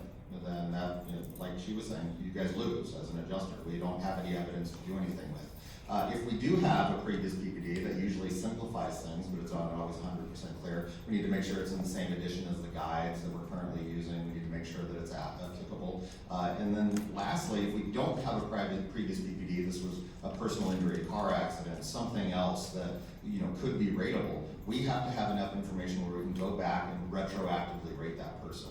And if we can retroactively rate them, then we can apportion it, from the current rating. But if medical records are incomplete, they're poor, they don't stand up to any level of scrutiny, oftentimes we're going to say, well, this isn't enough. We can't necessarily rate this person. And if we can't rate them, once again, you guys have the burden of proof to provide that evidence to us. If you can't provide it, you're eating it. I hate to say it. That's just kind of where it is. The last thing I wanted to mention before we move on is really, MMI. And I think this is one of the things that sets adjusters up, for these big PPDs as well. Yeah, is this person at MMI?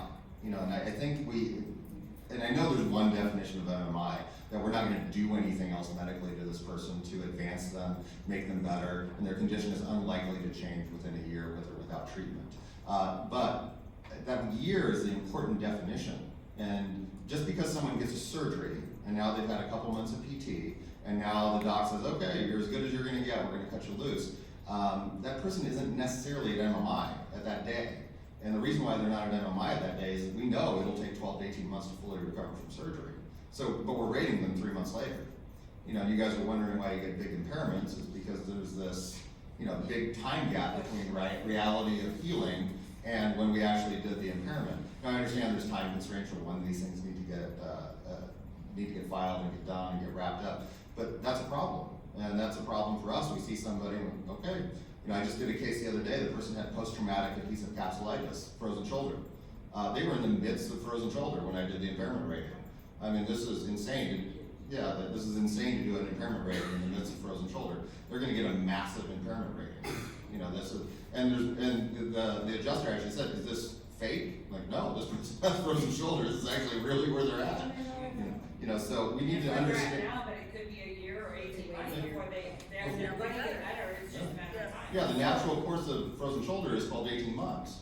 But we're rating them today, and that's, they're going to get a massive DIR impairment. looks at the MMI date as the start of the clock to set up the rating. Yes. Right, Yeah. and we are forced to do it, but I think that the point is well made, that based on the injury, you can set your employer up to say, look, if it's frozen shoulder, we're rating it at 90 days, so it is gonna be. Your treating doctor, don't push them to give you the MMI.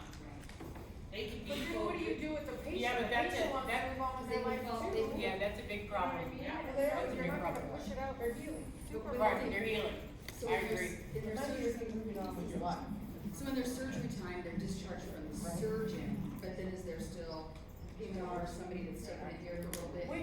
We like to, but of course, we don't see it because now we're a year down, everybody's pushing to the end, and like the doc says, that's exactly what happens when you push it to the end, is you rate somebody who, in a year from now, I mean, I can count a dozen times where somebody came back a year later and they're full duty, and they really are full duty. They weren't full duty and they were in a whatever, but they're full duty now. I'm old. Yeah. Am I judging jurisdictions? Because I remember rating physicians saying this person's not an MMI. They can't. They still do. So then why are you rating somebody with a frozen shoulder? Why can't you just say, I can't rate this person, they're not MMI? That's what happens. They do. They They do. do. They do. Yeah. They do kick back. Okay, well, we're gonna wrap it up. Wait, I gotta go. Well, I wanted to say, can I just say one thing more to the adjusters and administrators in the room? in this case specific, we knew this person had prior medical records for prior injury at 5% way before they even had surgery. So those records are really important to the treating physicians, not just the raters, to know what's been done prior and what they had to go through prior so that they understand what's going on with this person now and how it relates to your claim. I've seen so many times where we're waiting to the very last minute to get those prior medical records that nobody's even asked for it until the 11th hour. And they're going into a PPD and everyone's scrambling, oh my gosh, we gotta get these records, and the attorneys don't have it, nobody has it. And we're finally getting it, and now we're asking for the doctors to apportion it. It would have been really great to have that at the very beginning so that every physician that sees this person knows about this prior. So I'm just encouraging all of us. I know we have a lot on our plates, we have a lot on our desks, but if you know there's a prior that exists, go get it. Yep. I want to take a moment to also say thanks to Sandy. It is always such a pleasure to have you here. You're not old, you're fabulous. And we so appreciate it. We appreciate you letting us come here, and we so appreciate you for your feedback and your experience. It's amazing. I thank you so much. Okay. I also, wait, if you have another question? I have two. Okay, questions, go ahead. Okay, when medical records are not included by the initial treating facility that issues a C4, can the treating facility charge when those medical records are requested? No. When medical records are not included by the initial treating facility that issues a C4. Think about ER. Okay, can the treating facility charge when those medical records are requested? No. No. We have the right to have those records. The answer is no. If you saw an injured worker, you must provide the bill. You must provide the reports. And if you got paid before that, looky you. Okay, another one. When you can you ask the panel, as a doctor, they are charged with treating the patient, as in the carpal tunnel syndrome example. So they don't necessarily worry about how something occurred to proceed with their treatment. Claims professionals who have to address causation and answer to clients definitely care about how an injury occurred. We have to rely on the doctors to give us that information. Again, you have to, like Dr. Keogh said, you have to, if you want causation, you have to send it to a physician who has studied causation, which is a PMR. One of the things, that's it. You can't expect another physician, like the hand guy, to say, hey, because they're not into causation. They don't know. That's not what they do. We can't ask them to do that part of the job, because that's not what they do. There are physicians that do that, and if you have an AOE, COE causation question, you send it to a specialist. Dr. Keogh, Dr. Klausner, Dr. Hold on one second. He left. As an adjuster and as an employer, if you can't get those records, hire somebody to go get it. It's worth the money. Investigation companies will send somebody out, go and get them, copy them, bring them in. It's worth the money. Don't wait. There's a company called CompMed or something that does that. Christy, to the question with the causation, a lot of times, just as I've seen too, if they don't see occupational medicine first or initially, and then adjusters are still looking for that causation, a lot of times the specialists will put their routine in there, what happened in the accident, giving you the visual, for instance, a hit turbulence in the arm you have, doesn't that put the causation part in you in the medical record? Sometimes. And regretfully, by the time you get to the PPD doctor, that issue's already done. Well, not the PPD, I meant Oh.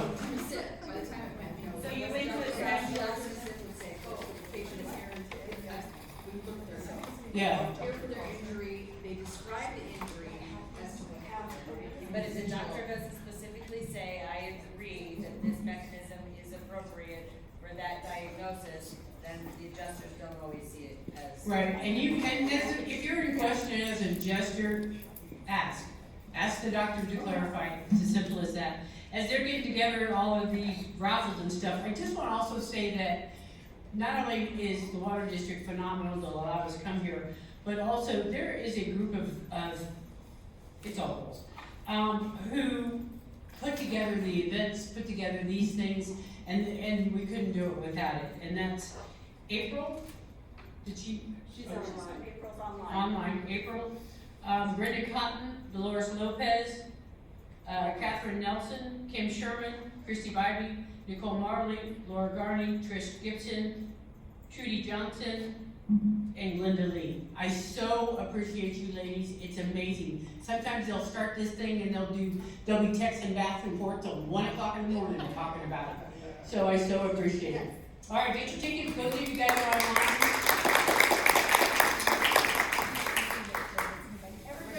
Everybody got their tickets, and the people online, we rolled it up. Oh yeah, thank you so much for you guys. We so appreciate you.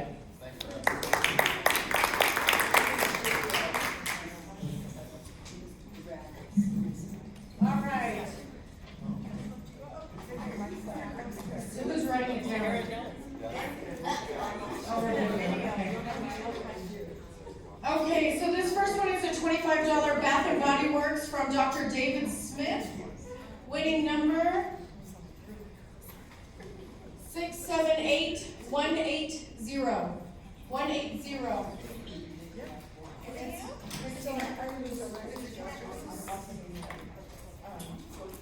All right, this next one is a $25 Ulta Beauty gift card from Dr. Young, hand surgery specialist of Nevada. Winning number 233. 233. What's the number? Cody. I don't know. Cody? All right. We have a $50 Cheesecake Factory gift card from Kelly Hawkins Physical Therapy. Winning number is online. Teresa Jong. Yay! Teresa Jong. At the airport. Oh my God, I was gonna say Teresa Jong. Teresa Jong, we still get her coming. Hi Teresa, Sandy says hello. All right, our next is a $50 Amazon gift card from Figure 8. Winning person is Cecilia Sanzon online. Right on. I don't know. Yeah, right on.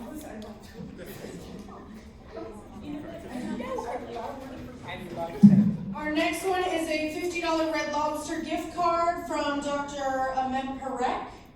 Our winning person online is Victoria Biruman. I know I said that wrong, I apologize.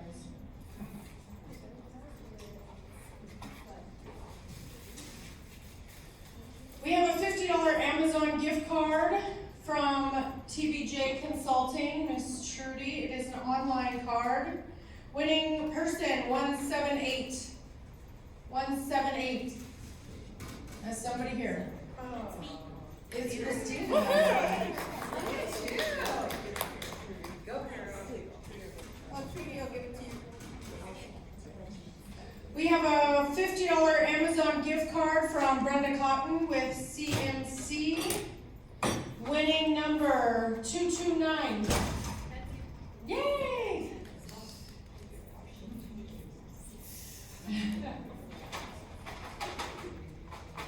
All right, we have a $25 Cane's gift card and some candy from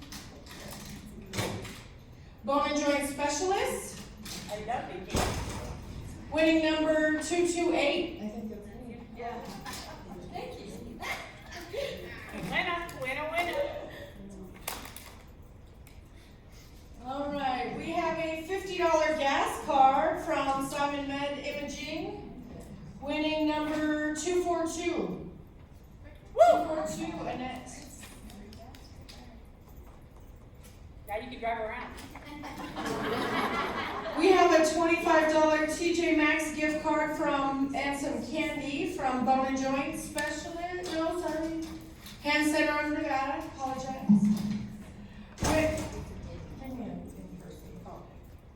Winning person number 163. 163. Somebody in here? 163. Going once? Twice? Okay. All right, saying TJ Maxx, $25 from Hand Center of Nevada, winning person, winning number 256. 256. Do you want to take another one? Can we do that? Okay. So this one is a $25 Amazon gift card from Dr. Jamie Shishon. Congratulations. Dr. Shishon. I know I said that wrong. I apologize. I know, sorry. Okay, $25 TJ Maxx from Hand Center, winning number 231. Christine, is it you? That's you. Hey, more or less.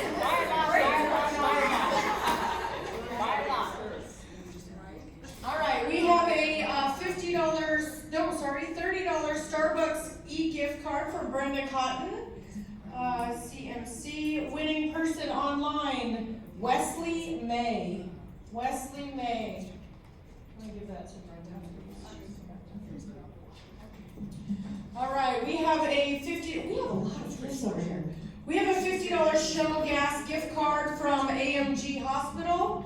Winning person number 245. 245, Trudy Johnson. All right, we have a $50 Marshall's gift card with some goodies from Dr. Andre Brazanen and Trish Gibson Marketing. Winning number 165. 165. 165, going once? Gone. Twice. 3 times.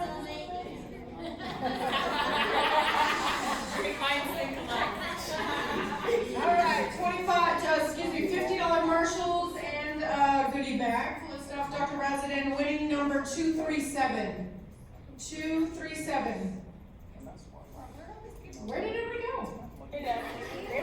237? No? All right, here we go again. Winning number 182. 182. Christina. Okay, we have a $50 Amazon gift card from TBJ Johnson. TBJ Consulting. Michael Barclay won that one. All right, we have a $50 Lowe's gift card from Dr. Gary Morris. Winning person, winning numbers 206. Nice. Yeah. Is it me? I got it. 205. Thank you. We have a $25 King's gift card from Hand Center of Nevada with some candy attached. Weighing number 252. 252. That's me. Woo! Yay! I was getting a little worried. We have a $25 Amazon gift card and some candy from Hand Center of Nevada. Winning number 189. 189. Okay.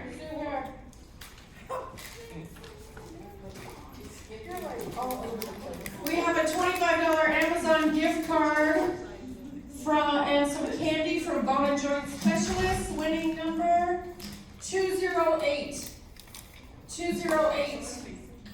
Brenda Cotton. Incoming.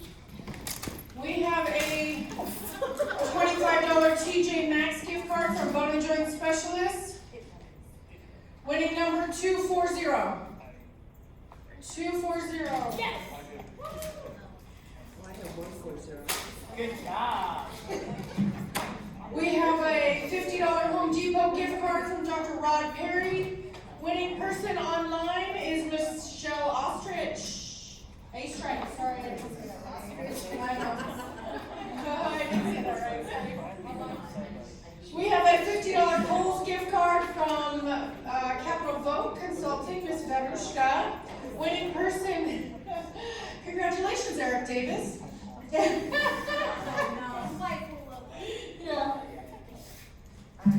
have a $50 Amazon gift card from Dr. Andrew Park, DOC, winning number 184. 184.